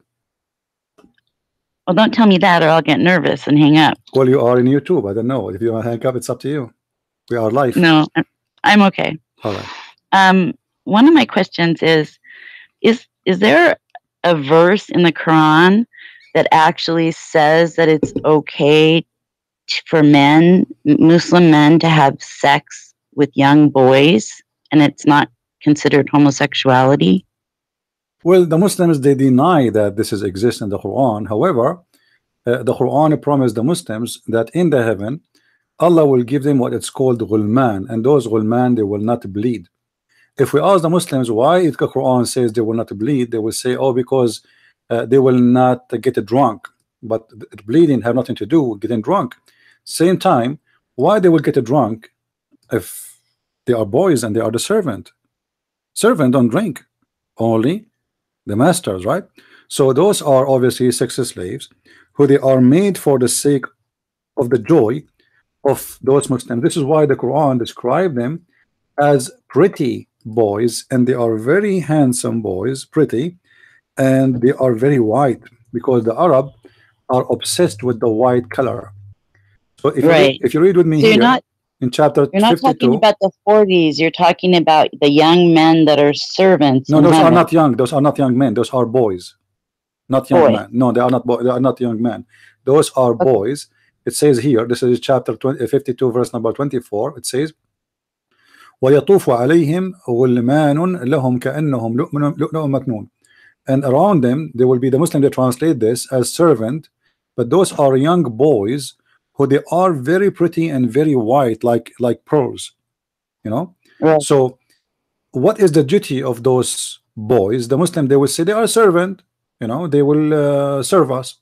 But if you have some extra knowledge about Islam, you will know that you know, in the heaven of Allah, if you wish to have something, you should just say, just wish, it's going to be in front of you. As an example, if you see a bird in the sky and you like it, the bird will be cooked in front of you, and then after you eat it, there's no bones will be left and there's no garbage. And the Quran and the Muslim believe that in the heaven, and I challenge any Muslim to say it's not true, that in the heaven you will never have wrinkles in your clothes will never be damaged, you do not need to do laundry, you do not need to take a shower, you do not need to wash your hands. So what the servants for? If the food comes to you, flying to you in front of you, and then the garbage goes, disappear, and then your clothes will never be damaged, and and you will not need to take a shower. So what the servant for? What they will serve me. So it's actually saying the boys won't bleed.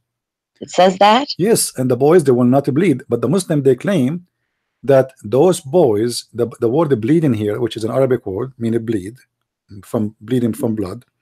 They say what it's meant here, that they will not get drunk. But all of us, we knew that the Muslims believe that the alcohol supposedly they will drink there, it's not the kind will make them drunk anyway. So why it says that about the boys? Well, not only that, why would getting drunk make you bleed or not? Yeah, they mean a bleeding from being not the bleeding as a bleeding. It's like you are bleeding by getting tired, and but it's not mean a bleed as a blood, but it is, you know. Okay. Yeah. Okay, I have actually. You see here, if you look with me in the screen, I don't know if you are looking. All right. I can't screen right now because I'm on. Well, that's all right. You can look at chapter 56, verse number 17. All right. And you will see round about them will serve youths. Right. And those youths are very beautiful and they are like pearls. And here in the translation, instead of does it say if they're girls or boys or just no, it any says kind? They are boys. Yes, they are boys. You know, the word in Arabic is ghulman. Ghulman is like a child. You know, a child who is not yet in the age of being, sexual, etc. So he is a younger child. So those children, they will be very white like pearls, and they are very pretty. Okay, why if they are why first of all? Why describe them that way at all? Yeah, why? Yeah, such description. I mean, why you are trying to seduce me by their look? You know, they are just servants. Okay, I mean, who care? I will have a pretty beautiful wife. I understand, because simply I will sleep with them. So it's important for me to have a beautiful woman. Now, why you are telling me about pretty boys, and they are white? I mean, why? What white mean? Why everything in the heaven of Allah is white? So the boys will be white. The women, they will be white. Actually, Muhammad, not only he says the women, they will be white, they will be white to the point you can see through their bones. Yeah, I know that. Yeah, which is disgusting anyway. And at the same time, obviously, Muhammad, he have a wrong idea of a beauty, because a woman, she is black doesn't mean she is not beautiful. There's women who they are black, they are amazing, they are astonishing, their beauty is really amazing. So why in this heaven only white women and white boys is the reward? And why the Muslims cannot enter heaven and they are black? Because the Quran says يَوْمَ تَبْيَضُّ وَجُوهُ وَيَوْمَ تَسْوَدُّ وُجُوهُ. The day Allah will make faces white, and the day He will make faces black. Supposedly, according to the interpretation, that the judgment day, all the non-Muslims Allah will make them black, and all the Muslims Allah will make them white.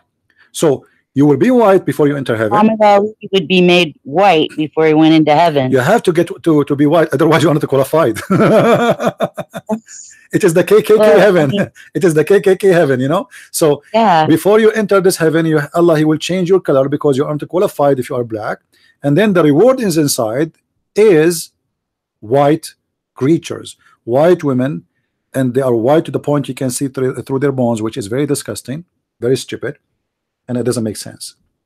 Where is the verse that says what you just said, that at the judgment day, the people that are Muslims, God will make them all white before they go into heaven, and everyone else will be made black? Is there a verse? Yeah, sure. You know, here we go. يَوْمَ تَبْيَضُّ وُجُوهُ وَتَسْوَدُّ وُجُوهُ. This is a chapter 3, verse number 106. You can go and read the interpretation of Ibn Kathir in English, even though it's in English trying to hide it, but it says it clearly that in that day, if we go to the chapter 27, verse number 82, it says too that Allah will send a beast. Her name is a Jassasa. And this Jassasa, this beast, will come from the ground and is going to have the stick of Moses and the ring of Solomon in its hand.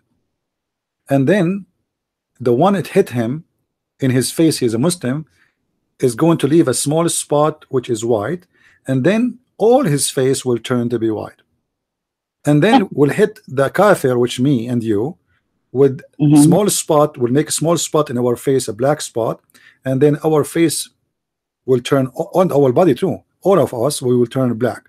And then when the believers and disbelievers sit together, they will recognize each other by saying, "Oh, black, oh, believer." You know what I mean? So the believer Yeah. is the believer is the white, the disbeliever is the black person. You know. Right. I advise you to read the chapter 27, verse number 82. You know, where you can read the interpretation of this verse, which is very funny. Speaking about the beast will come from the ground, and he is going to teach Quran, and you know, is going to get the stick of Moses in its hand and the ring of Solomon. It's like you know, it's superstition and fictions and the Lord of the Ring, and why God want to send a beast coming from the ground holding the stick of Moses and the ring of Solomon, and why God he need to separate us between black and white. You know, if the point is to recognize who is the bad and who is the good, right? Well, Right. can't God knows who is bad, who is wrong, or who's good without changing the color? Well, not only that, didn't God create all of the different people that have different colors? Why would he create so many different? Well, this is a different story. You know, according to the hadith, like the one in English, it doesn't say that actually, but in Arabic, it says that when Allah created the man or mankind, he created them from the shoulders of Adam. So from the right shoulder, Allah he created the white people, and he sent them to heaven. And from the left shoulder, Allah created the black people, and Allah he sent them to hell. So this is the destiny. That's why we were talking about before about destiny, that everyone have a destiny, and the destiny is obviously for the black is to go to hell. So the one he is the black, he will go to hell according to Muhammad, and the one who is white will go to heaven according to Muhammad. The Muslim, they will say to you, no. They will say to you as an example, Muhammad he have a slave, his name is Bilal. Right. And Bilal he converted to Islam, and he was the first one to call for adhan, which means Allahu Akbar. But you know, if Muhammad he believed that Bilal is a qualified to go to heaven and he is a good person, why he did not free him from his slavery? Right. You know, why he kept him as a black slave? Bilal was calling for adhan not because it was a choice, because he was a slave. The white Arab, they are sleeping, and he is 5 a.m. in the morning going up in the roof screaming like crazy. You know, at that time there's no microphone, right? Right. Screaming Allah Akbar. Nobody want to do that. Everybody is asleep. The masters are asleep. The slaves are the one who do the job. Muhammad he go to collect money. Who is the one who collect the money? Bilal.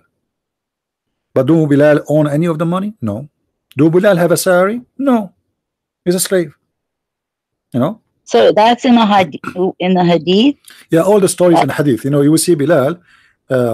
He said to Abu Bakr, "If you bought me for the sake of Allah, well, you know, release me for the sake of Allah. If you bought me for yourself, well, keep me for yourself, because Muhammad died, and still Bilal is owned by Abu Bakr." All right. Well, obviously, like I don't think that Muslims they don't have a good worldview to understand evil and good. So, I mean, that's no, they do. Listen. You see, the problem is what is good and what is bad. The Muslims have different idea of good and bad. It is right, it is good to rape a woman. She is not a Muslim. Muhammad he did that. So this religion fabricate upside down the good and bad. You know, the Muslim they use words the same as we use. As an example, the Muslim they say we are against adultery, but Islam, you know, Islam, all of it is about adultery. That was one of my other questions. Yeah, you know, when you say to me you cannot do adultery, and then you say to me you can hire a woman for one night stand and pay her money, and that is marriage. That is adultery. Well, not only that, but I don't understand the adultery concept for a man. If I understand if you're a married man, a Muslim, and you had committed adultery with another Muslim married woman. But apart from that, if you're a Muslim man and you can have sex slaves, and it's okay for you to rape non-Muslim women, I mean, adultery is not. I have more than this. I have more than this. What about Muhammad making a chapter for himself in the Quran, saying any woman she can give herself to sleep with him. Is that adultery? A Yeah, that's why license, a license from God, his God, saying to him, any woman she can give herself, take off her panty and sleep with you. And it's called she offer herself. I mean, Muhammad is married already and he have many wives. Why God he make a chapter, and this chapter only for Muhammad, not for the Muslims? Right. So, but that's in the Quran. It wasn't yes, Aisha that said no, that? this is a chapter 33, chapter 33, verse number 50. So, any woman, open license, she can offer herself. And then Muhammad, Right. after he made this verse, he noticed that some women, they are coming to him offering themselves and they are ugly. So he said to himself, I put myself in yeah, this is what happened. He said to himself, man, I put myself in trouble now. Look at those women. Some of them, they are really bad, you know. So now he wanna withdraw the offer that any woman she can offer herself. So what he said, and it's up to you to delay some for later or reject some. I mean, like, what? That's so You know? sad. Yeah, because now the business is not good. You know, we thought only beautiful women they will come, but look like there's a bunch of you know. Yeah, so you this is why in verse number 51, if you go read it, it says, so you may differ and turn away some or later, you know, it's up to you, like, you know. So he is saying to them, he want to give himself excuse why women they are coming, he don't want to sleep with them. Some women, but the verse saying any women, he made a mistake. He didn't say any beautiful women. He didn't say, like, yeah, he didn't say any good looking. He didn't say like you have to have certain. He said any women, any believer woman, she want to give herself to the prophet so he can, excuse my language, if her. But he, you know, but then when the ugly ones start coming, and Muhammad now he cannot accept those, so he have to give himself a way to escape. So he made verse number 51 says, and Allah told me, I may delay some of you and maybe for later and choose some of you for now. so sad. What a scam. No, it's not it's a scam, you know. And if people choose to be stupid, this is their problem. So you see the Muslims, most of the Muslims, by the way, they knew, but you know, who dare imagine. I have two other questions. I don't know if you have time. I don't have time. I'm going to leave tomorrow.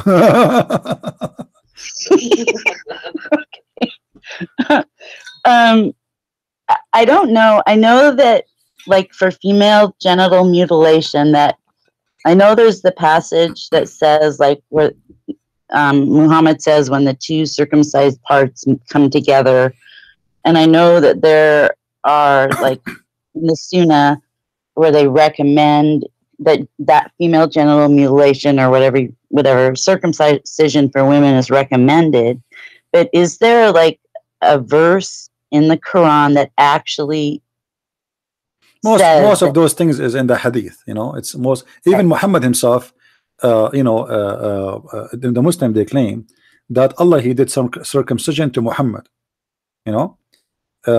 Because I think the reason for that, Muhammad penis is holy, excuse my language, and therefore there's no man can touch it except Allah himself.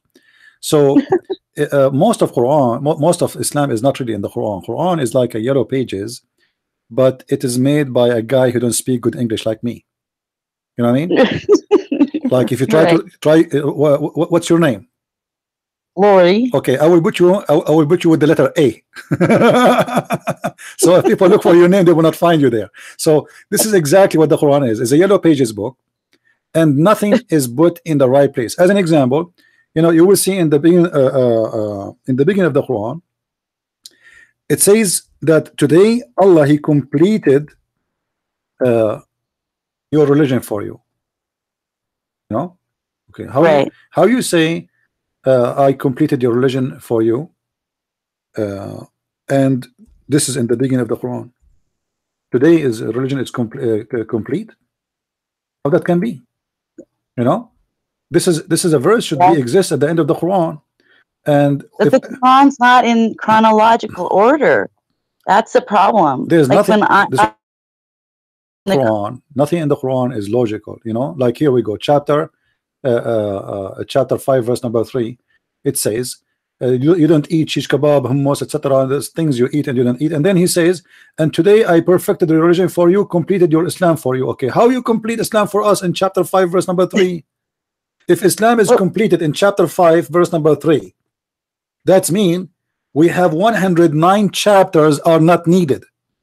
You know, who decided to organize the Quran the way it's organized? The caliphate who Uthman, he is the one who decided how it was going to be, and he burned all the other Quran. However, it doesn't matter who organized it. Really, the verse itself is stupid. I mean, what complete religion for you have to do with eating pork? I mean, imagine I say to you, today I make lawful for you to eat Taco Bell, and today I complete the religion for you. Thank you very much. It's perfect now. I mean, what Taco Bell have to do with this? Religion is about eating pork and Taco Bell. What perfect Islam for us? I mean, there's a million question nobody can answer yet.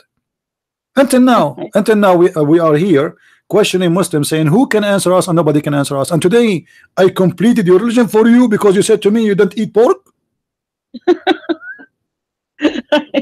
You know, so this it's a stupid religion. You know, there's a method. It's called garbage in, garbage out, unless you have a recycle machine. Now Muhammad is a perfectly garbage in, garbage out. You know, whatever he say, it doesn't make sense. And you know, when a fool he talk, don't expect much except foolishness. Well, is there like a difference, a big difference between Arabic and ancient? Isn't the Quran written in ancient Arabic? So like if you speak and read Arabic, there is no really ancient Arabic. Arabic is not even a language by itself. Arabic is a collection of languages. Right. You know, like, you know, actually even in English, you know, all languages in the world is connected somehow. Like when you pray in the church today, you say Amin, right? Mm-hmm. Amin. Amen. Yeah, Amin. But this is not an English word, and this is not an Arabic word. The Arab, they use it, the English, they use it, the German, they use it, but the fact this is an Aramaic word. So you know the letters the numbers you use in English, many they lie to us and they say those are Arabian letters. Those are not. Those are Aramaic alphabet and numbers at the same time, because the Aramaic is an alphabet and numbers at the same time. So Arabic is a collection of languages. People who live in the desert, those are the Arab. They are not even an ethnic group. People mistakenly they think to be an Arab is an ethnic. There's no such a thing. This is why if you look at those, go right now, search as an example for somebody from Saudi Arabia. You know, look at the pictures, and then look at somebody from Kuwait, and look at somebody from Iraq, and look at somebody from Egypt, and you know, etc. You will find not they don't look the same. For they are not from the same ethnic. It's not.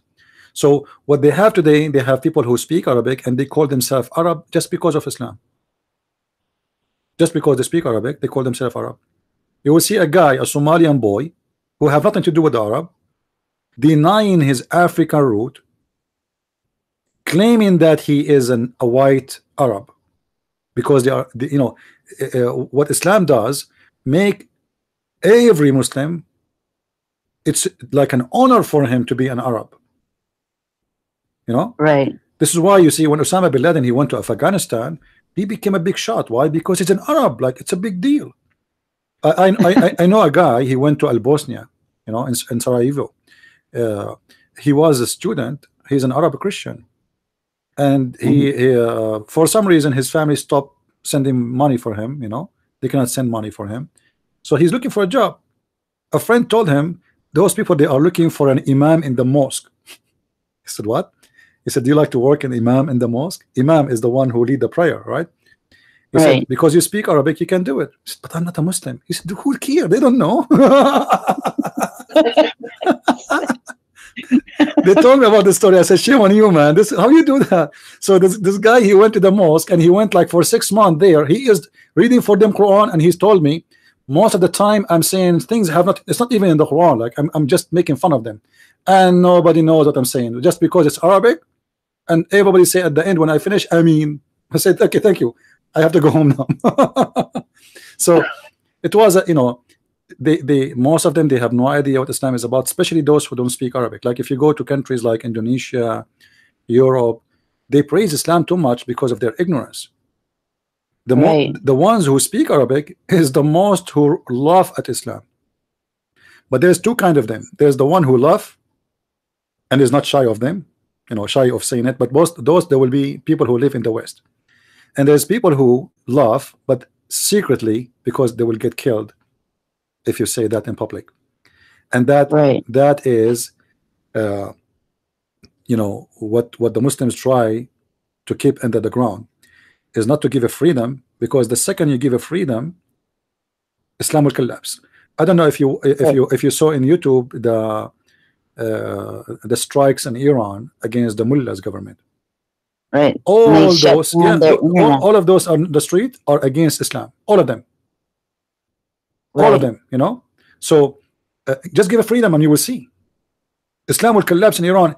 I guarantee you, if the Islamic government of Iran collapse, Islam will never come back to Iran again, because now those Muslims there, who they are Muslim by name, they knew what is the real Islam it is, how ugly it is. Right. But do you think the people, like the top leaders and scholars that read and study, do you think they really believe Some of them, Islam? some of them, you know, like it's a business. In the same time, you know, it's a big business, and you cannot imagine how much money you will make if you are in that position. You know, they Yeah, live but all the they live things- like kings. They live like kings. You know, there's all the scholars who live in Saudi Arabia, as an example. They have big, huge villas. You know, like there's a guy, they made an interview with him. They told him that your villa cost almost $27 million. You know, and he said, why not? Allah gave us the money to spend. Why not? He have a lot of servants, a lot of slaves, and he is supposedly a humble Muslim doing preaching for Islam. You know, when somebody speak too much about God, and then he spent so much money and on in a house, obviously he, you know, his religion is a cult, because there's millions of people are dying from hunger. You know, Right. I need a house too. You need a house. I need food. Nothing wrong with that. But when I spend a $25 million or $27 million in a house, and then my people in Somalia, 25 or 27,000 people dying every month, and they are children. Right. So what kind of a scholar I am? What kind of a believer I am? They are a hypocrite. They are doing business. You know? Like all of them, all of the immigrants that are going into like Europe and all of the rapes. How does yeah, how you do know, they I have specify sister. rape? I have to stop you, because I have my brother in Answer Islam. I do not know if you know him. Do you know him, Answer Islam? Which brother? His name is Answer Islam. His real name is I should not say to you his name, because he is he don't like. Sam Shamoon. Oh, she said his name. Unbelievable. He don't like to say his name. I'm just joking. I'm Yeah. sorry, I was just Yeah. guessing. No, I'm just I could be wrong. I'm just joking with David you. Wood. Yeah, he wanna names. call me because he have a Bible study, so I have to hang up on you if you don't mind. Okay. Thank you very much. Thank you, and say Okay. hi to the guys there. They are laughing next to you. I heard them. And tell the guy who is next to you, Allah is watching you. Okay? Okay. Take care. Bye-bye. Okay. Bye-bye. Bye. All right. Call me, bro. I don't see him online in Skype.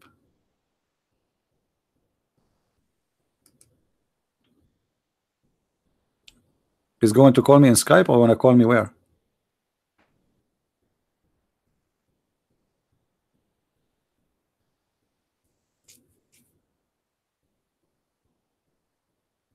Are you there, bro?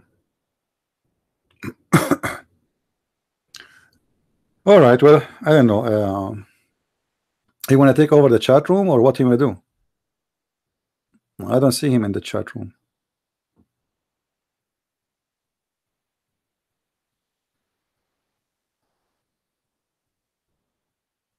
I'm not sure.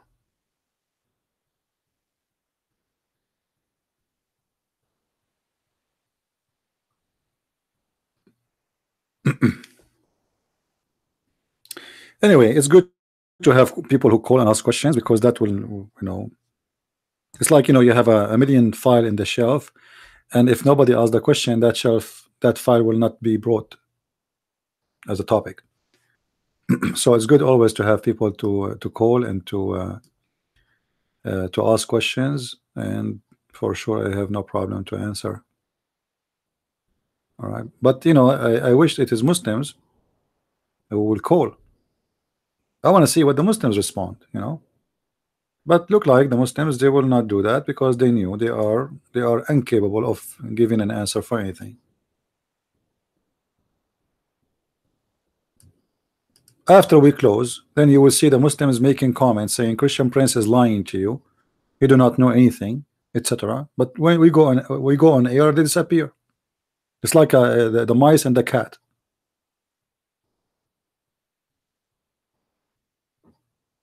It's like a cockroach. You turn the light on, he hide. You turn the light off, he's gone.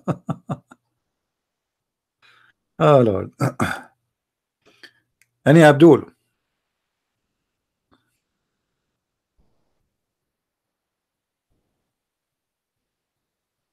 Do we have any Abdul?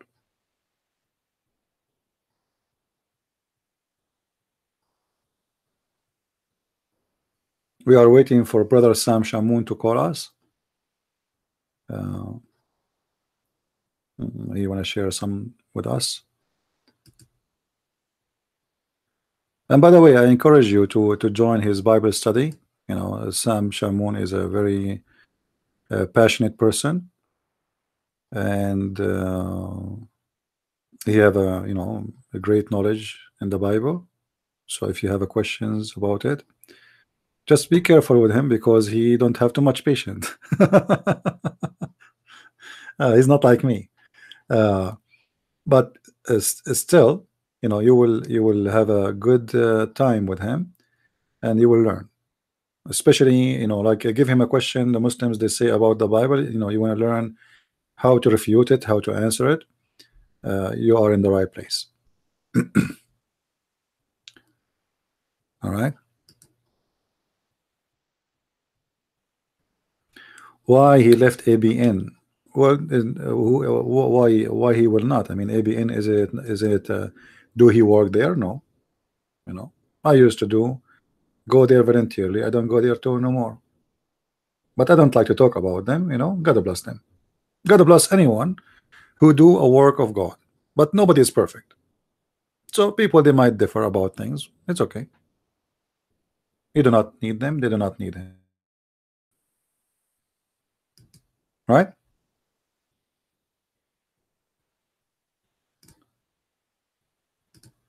Me myself, I used to do some work with many people, and we don't do it no more. No, it doesn't mean anything. Like now, I am invited to do like a TV program with the Christian group, and I told them okay. So if I go there and I work with them for a week or two or a month, and then I don't go anymore, so what? It's not a big deal. All the good work is a good work. It doesn't matter where it's done and how it's done, as long as he is doing what he need to do. He did not stop, and here we go. This person, he is giving you from his time, from his life, time to spend with you. Today is a Friday night, right? Many of people, they like to go out, have a dinner with friends or family or whatever, but we are with you. While you guys, you are going to go and have your tea and have your coffee, and maybe you take a dinner, and maybe you are listening to us. For us, we are fixed here in the front of the screen of the computer, and me myself, I want to go and make some tea, but I cannot, because I'm the only person here. And the Muslims, they think I have a secretary, I have I have a team.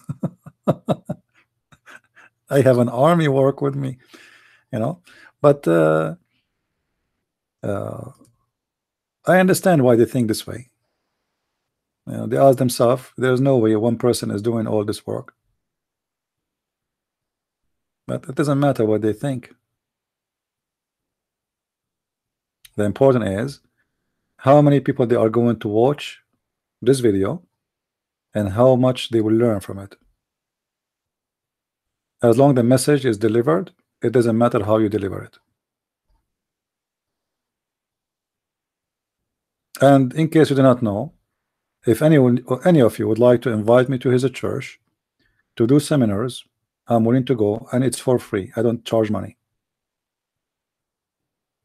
All right, it's totally for free. You know, some fake false people, they put conditions, you know, how much you pay them, etc. We don't do business here. We are not in the business. If you want to help, you can just buy me the airline ticket and give me a couch to sleep in when I am there. And I will pay for my sandwiches. Good? Nothing more. Do we have any Abdul? All right. Look like our brother Sam is calling. Hello? Yes, hi. Can you hear me? Hey, my friend. How are you? How are you? Sorry, CP. Usually Fridays I have a Bible study in my center, but I had to call you. What's up, my friend? Well, we are here live on air, and we are talking about many topics. I don't know if you want to share something with us. Sure. Like I'm saying, I'm killing two birds, one stone. Usually every Friday, 7:30 at the center that I'm part of. All right. I do a local Bible study for people that come in. And so I try to put it on Talk Talk. But today I was going to be talking simply about Jesus in the Old Testament, and Romans 10, I was going to break it down. But your topic is more towards refuting Muhammad and showing that he is the son of Satan. There's no one better than you to do that. But you know what I look forward to, CP?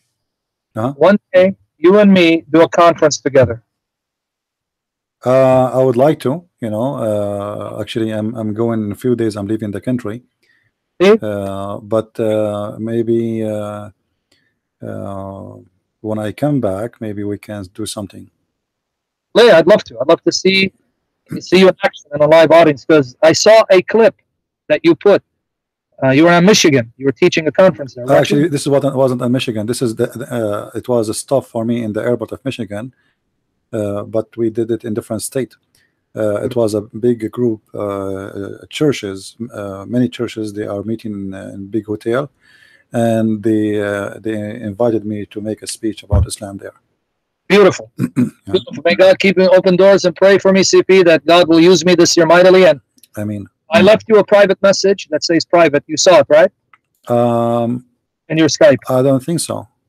I left it in the Skype, in the thing, in the text. If you open, yeah, I see it now. I see it. Yeah, you'll see. I need your prayers, bro, because Satan's attacking viciously. No problem. Yeah, but right. God is good. God is good. Yeah. So, but Lord willing, maybe next time when you're on live, I'll come join you, because I have some people now in the room. I have to go and tend to them. Yeah. So, hope you don't mind. We'll do it some other time. Where maybe. When's the next time you're on? Actually, I have a few days before I leave, so I might. Today is what? Today is a Friday, so we will be here again at Sunday. Okay, what time, God willing? Sunday, I will be here at 4:30. Okay, I'll try to come on. Maybe I'll talk with you, and then we'll talk about topics. All right, my friend. All right, buddy. God bless you. Very much. And you are going to be in YouTube or somewhere now? Well, right now, my Bible study. I put it on my Talk room, so I can record it for YouTube, so I can live stream it. All right. If anyone would like to share and go and join Brother Sam Shamoun in his Talk room, please go. The Trinity in Islam. Yeah. Thank you so much. What is the name of the room? The Trinity in Islam. The Trinity in Islam. Anyone would like to share? I'd like to go there. If you have a questions for him too, he would be happy to answer you. Yeah, it's only on the Bible though. Let him know. Yeah, if you have a question, but if it's still sometime there's a questions about Islam, but they are connected to the Bible, maybe you can answer. Oh yeah, yeah. Because I try to keep this only on the Bible for the people that come Fridays. Not every one of them is into apologetics. So, but yeah, if it's related to the Bible, that's fine. Yeah. All right, my friend. God bless you. And God bless. Thank you. All right. Well, great to have this brother. And you know, if you are a person who have a questions about the Bible or something have to do with the Bible, but to refute Islam, I advise you to go and join him in his chat room.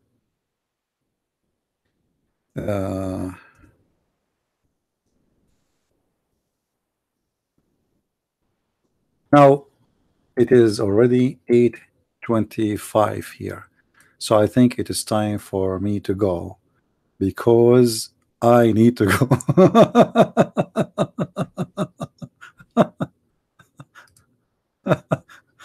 Because I need to go. Anyway, guys, I want to say thank you for being here. Be with us this coming Sunday again at 4:30 p.m. Invite your friends. And as I said, during the time I will be away from the state, you study will receive my videos. So subscribe to my videos. I will be away for a couple of weeks. You will have my videos posted online. And as usual, they will be good to watch, good to learn from, and good to share. So next Sunday I will be here, and I might open Monday too. All right, depending on how much I'm busy. And then after that, you will receive videos from me every Wednesday at least, and I think maybe every Monday. We will see, you know. But every Wednesday for sure, you will have a video from me while I am away. Thank you very much. God bless you, and see you this coming Sunday again. Christ is Lord. Islam is false. And see you soon. Bye-bye.